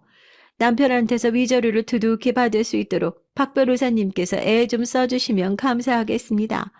아유, 이혼 소송에서 승소하면 제가 인센티브는 넉넉하게 드릴게요. 낯익은 목소리에 멀리서 지켜봤더니 시어머님이더라고요. 4년이라는 세월이 지났지만 제 귀가 뚜렷하게 시어머님의 목소리를 기억하고 있었던 것 같습니다. 혹시나 시어머님과 마주치게 될까봐 저도 모르게 벽 뒤로 숨게 되었는데요. 시어머님이 변호사 사무실을 나가고 함께 대화를 나눴던 동료 변호사에게 슬쩍 다가가 무슨 사건인지 물어봤어요. 박 변호사, 저기 저 연로하신 아주머님께서 무슨 일로 찾아오신 거예요? 얼핏 듣기로는 황혼이혼 준비하고 있던 것 같던데 무슨 사연 있어요? 김 변호사님, 어제 받은 사건인데 저 여성분의 남편이 바람을 피웠다지 뭐예요. 증거는 아직 불충분한 것 같은데 남편이 바람 피웠다는 심증만 있는 것 같아요. 증거가 없어서 승소할지는 모르겠지만 승소하게 되면 인센티브를 넉넉하게 주신다고 하던데 저분이 강남에서 임대 사업을 하고 있다고 들었는데 꽤 큰 손인가 봐요. 저는 동료 변호사의 얘기를 듣고 가슴이 두근거렸습니다. 과거 인꼬 부부처럼 잘 지내왔던 시아버님과 시어머님께서 이혼을 하신다고 하니까 잘 믿어지지가 않더라고요. 그리고 누구보다 가정적이었던 시아버님께서 바람을 피웠다고 하니까 놀라울 따름이었죠. 비록 시아버님께서 제가 이혼할 때 시어머님 귀에 눌려서 아무 말씀도 하지 못하셨지만 시어머님보다는 백배 천배 인성적으로 괜찮은 분이셨거든요. 속사정이 어떤 건지 잘 모르겠지만 이 사건은 왠지 숙명처럼 제가 맡아서 진행해야 할 것 같아 동료 변호사에게 솔직하게 과거 얘기를 털어놨습니다. 박 변호사, 이 사건 나한테 넘겨. 그동안 단 한 번도 내 얘기 입 밖으로 꺼내본 적이 없긴 하지만 내가 이혼했던 결정적인 이유가 모두 시어머님 때문이었거든. 저 여성분이 내 시어머님이었어. 세상에 이런 일이 있을 수 있는지 모르겠지만 이런 식으로 급작스럽게 시어머님을 다시 만나게 될지는 꿈에도 몰랐다. 박 변호사 허락한다면 이 사건은 내가 함께 진행하고 싶은데 괜찮겠어? 저는 변호사 사무실을 이직하고 나서 제 사생활에 대해서 동료들에게 털어놓은 적이 없었어요. 변호사라고 다를 것 없이 이혼녀라는 타이틀이 달리고 속사정을 알게 되면 뒤에서 이런저런 말들이 많아서 굳이 말하고 싶지 않더라고요. 그런데 시어머님의 이혼 소송을 반드시 맡아야겠다는 일념하에 솔직하게 과거 얘기를 털어놨고 박 변호사는 다행히도 같은 이혼녀로서 저를 잘 이해해 줬습니다. 김 변호사님께서 남모를 그런 사정이 있으셨군요. 시어머님 때문에 이혼을 당하게 됐는데 이렇게 만나게 됐으니 얼마나 감정이 복잡하실까요? 사실 저도 7년 전쯤 시어머님 모시고 살면서 고부간의 갈등 때문에 남편과 이혼했거든요.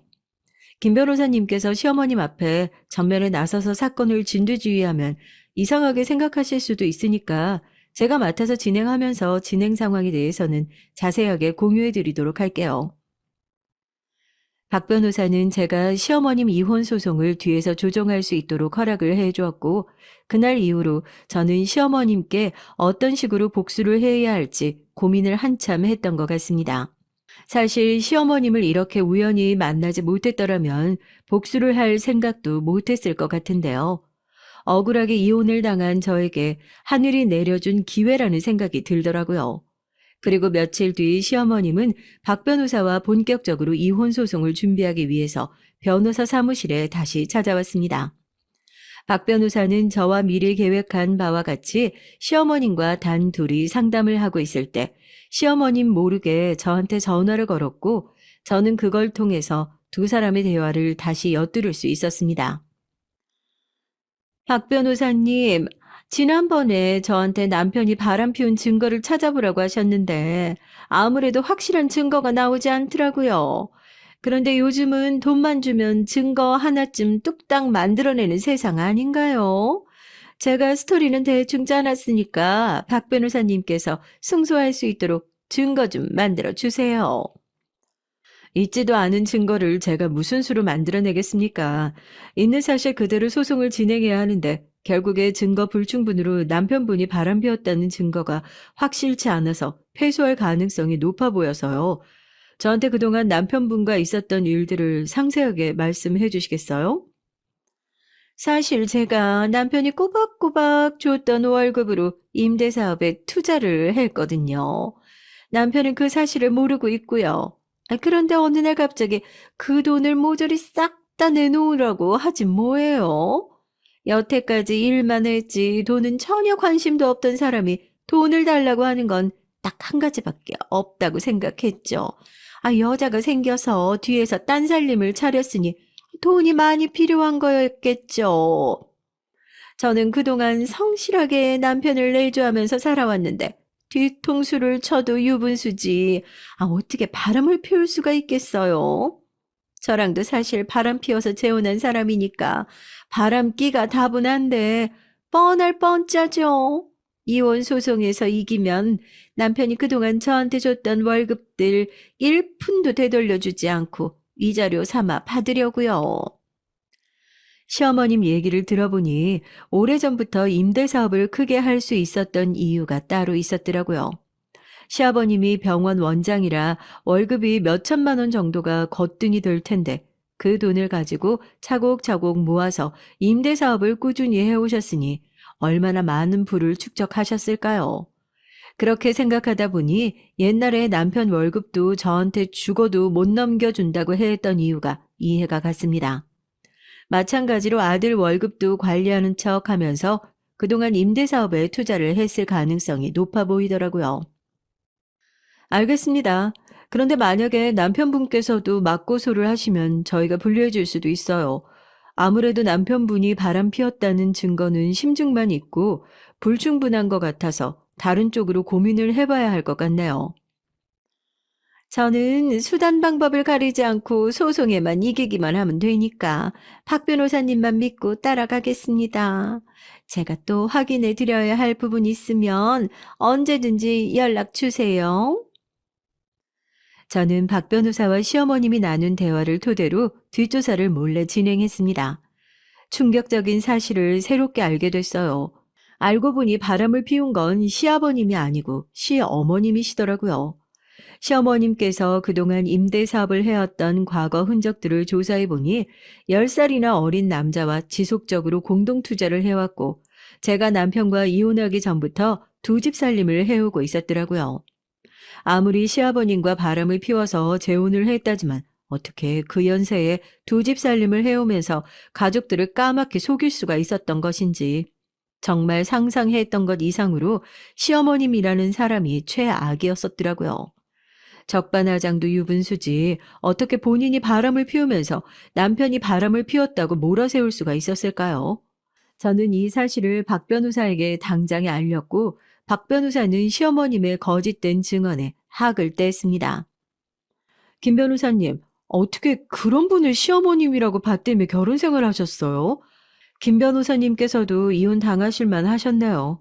가족들까지 모두 속이고 바람을 피운 걸 보면 보통 얘기가 아닌 분인데 작정하고 며느리하고 아들 이혼시키라고 들었으면 아무리 김 변호사님이라고 하더라도 못당해 냈을 것 같아요. 아무리 생각해도 제가 이런 분을 맡아서 변호한다는 것 자체가 역대급으로 최악이네요. 박 변호사는 저와 함께 시어머님의 실체에 대해 알고 나서 격분을 했습니다. 그때부터 박 변호사도 저에게 감정이 이입됐는지 어떻게 하면 시어머님께 복수를 제대로 할 수 있을지 고민을 해줬던 것 같아요. 김 변호사님, 상대방에서 맞고소를 넣은 상태예요. 그러니까 김 변호사님의 과거 시아버님께서 시어머님께 맞고소를 했더라고요. 상대방 변호사가 사실 제가 로스쿨 때부터 알고 지내던 선배라서 저한테 연락이 왔어요. 그쪽에서는 시어머님께서 바람을 피운다는 것도 시아버님 월급으로 그동안 임대사업을 해왔다는 사실도 전혀 모르고 있는 눈치였고요. 저는 박 변호사 말을 듣고 이거다 싶었습니다. 전 남편을 포함해서 시댁 식구들에게 시어머님의 실체에 대해서 알려야겠다는 생각이 들더라고요. 그래서 저는 고민 끝에 상대방 변호사에게 시어머님이 10살이나 어린 남자와 바람을 피워서 두 집 살림을 차리고 그 남자와 그동안 시아버님의 돈으로 임대 사업을 했다는 증거들을 수집해서 익명으로 서류를 전달했습니다. 사실 변호사로서 그런 행동을 하는 것이 도리에 어긋나는 일이긴 하지만요. 시어머님은 이런 사실은 전혀 알지 못한 채 공판날 출석을 했습니다. 그동안 제가 박 변호사와 함께 시어머님의 사건을 담당하긴 했지만 전면에 나서지 않아 시어머님을 일부러 만나 뵙지 않았는데요.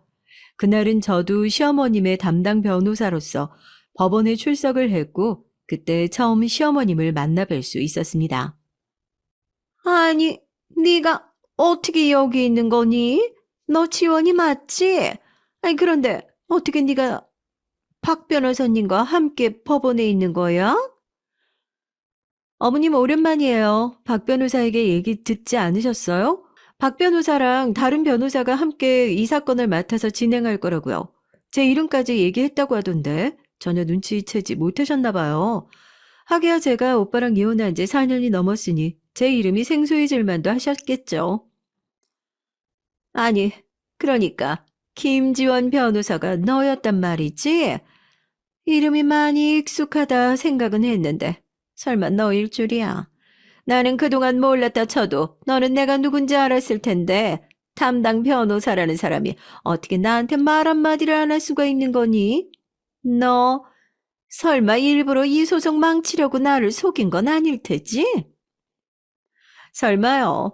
옛날 시어머님이기 전에 저한테는 의뢰인이신데요. 저도 박 변호사와 함께 어머님께 소송 이길 수 있도록 최선을 다해 변호할 테니까 염려하지 마세요. 그래, 알았다. 일단 오늘은 거사를 치르는 중요한 날이니까 내가 당장 딴 말은 하지 않고 박 변호사와 함께 너를 전적으로 믿으마. 설마 하니 유치하게 옛날 일 가지고 나를 제대로 변호하지 않거나 이상한 말을 짓거리지는 않겠지. 그러면 내가 소송 끝나도 가만두지 않을 거니까 똑바로 변호해라. 어머님은 박 변호사와 저를 대하는 태도가 전혀 달랐는데요.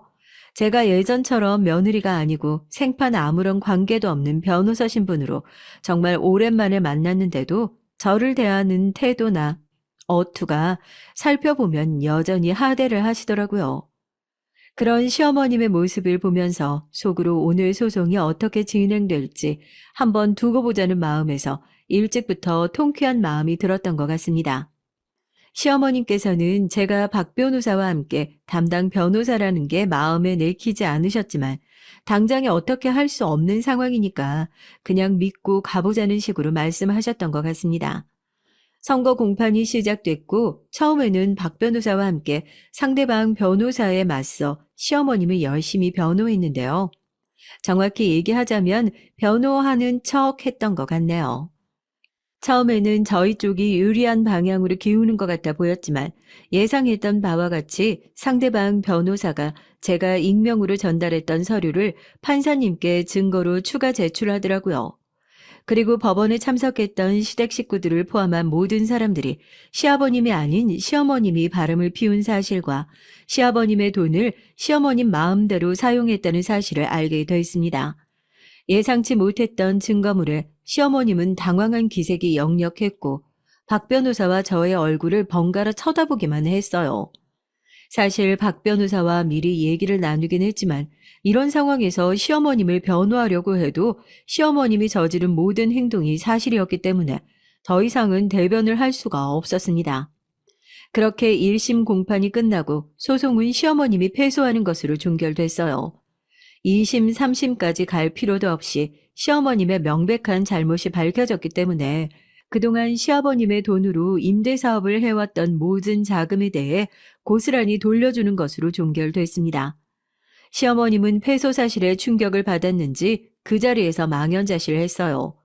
그때 건너편 자리에 앉아있던 시아버님과 시누이들이 시어머님을 죽일 듯이 째려보면서 다가오더라고요. 그리고 시아버님께서 뺨을 갈구며 한마디 하셨습니다. 당신, 그동안 젊은 놈이랑 나뒹굴면서 바람 피워놓고 감히 나한테 바람 피운 것처럼 뒤집어 씌우려고 했어? 너도 나도 바람 피운 년놈들끼리 재혼하긴 했지만 당신은 정말 쓰레기다. 그동안 당신 믿고 소같이 일만 하면서 월급만 꼬박꼬박 준 내 자신이 너무 한심해. 딸들이 요즘 엄마 행동 이상하다고 그동안 모아뒀던 돈은 어딨냐고 물어보라고 해서 망정이지. 안 그랬으면 바보같이 젊은 놈이랑 당신이 살림 차리고 먹고 살 수 있도록 돈만 대줄 뻔했네. 그동안 내가 당신한테 바친 돈하고 같이 위자료로 당신 재산까지 모조리 싹 다 빼앗아 버릴 테니까 그렇게 알아. 시아버님은 시어머님께 분노에 차서 재산을 모두 빼앗을 거라고 선전포고를 하시고 나가셨어요. 시어머님은 여전히 현실을 제대로 파악하지 못했는데 시아버님께 뺨을 맞고 정신이 번쩍 들었는지 시아버님이 나가시자마자 저를 째려보며 멱살을 잡으려고 하시더라고요. 네가 그랬지. 네가 뒤에서 내 뒤통수 친 거지. 내가 우리 석현이랑 너랑 이혼시켰다고 지금 이렇게 안갚음을 한 게냐? 내가 변호사 선임료를 얼마나 돈을 많이 지불했는데 이따위로 허무하게 패소를 할 수 있냐고. 박 변호사랑 네가 짜고 친 거 아니니? 어머님, 이제 본인을 되돌아보셔야 하지 않을까요? 지금 누구 탓을 하시는 거예요? 옛날이나 지금이나 남 탓하는 건 하나도 바뀌지 않으셨네요. 저는 어머님 패소 사실과 전혀 무관하고요. 어머님이 도리어 박 변호사한테 거짓 진술을 한 거나 마찬가지니까 저희를 탓하실 필요가 없으시죠. 앞으로는 어머님 삶을 되돌아보면서 잘 못했던 사람들한테 용서 빌며 사셨으면 좋겠네요. 저희는 그럼 이만 다른 소송 사건 때문에 바빠서 가보겠습니다. 그렇게 저는 시어머님께 제 할 말을 하고 법정을 나와버렸습니다. 법정을 나오는 순간 그동안 시어머님께 쌓였던 10년 묵은 채증이 한순간에 싹 내려가는 것 같더라고요. 전 남편까지 법정에 왔더라면 시어머님과 통틀어 한마디 속 시원하게 해줬을 텐데 그게 아쉽긴 하지만요. 참 살다 보니 이렇게 시어머님께 통쾌하게 복수하는 날도 다 찾아오네요. 그동안 항상 전 남편과 이혼으로 인한 상처와 시어머님에 대한 원망으로 마음 한구석이 답답하고 힘들었는데 이제는 모든 것을 다 내려놓을 수가 있게 됐습니다. 이제 남은 인생은 저 자신만을 위해서 상쾌하게 새 출발하려고 해요. 긴 사연 들어주셔서 감사드립니다.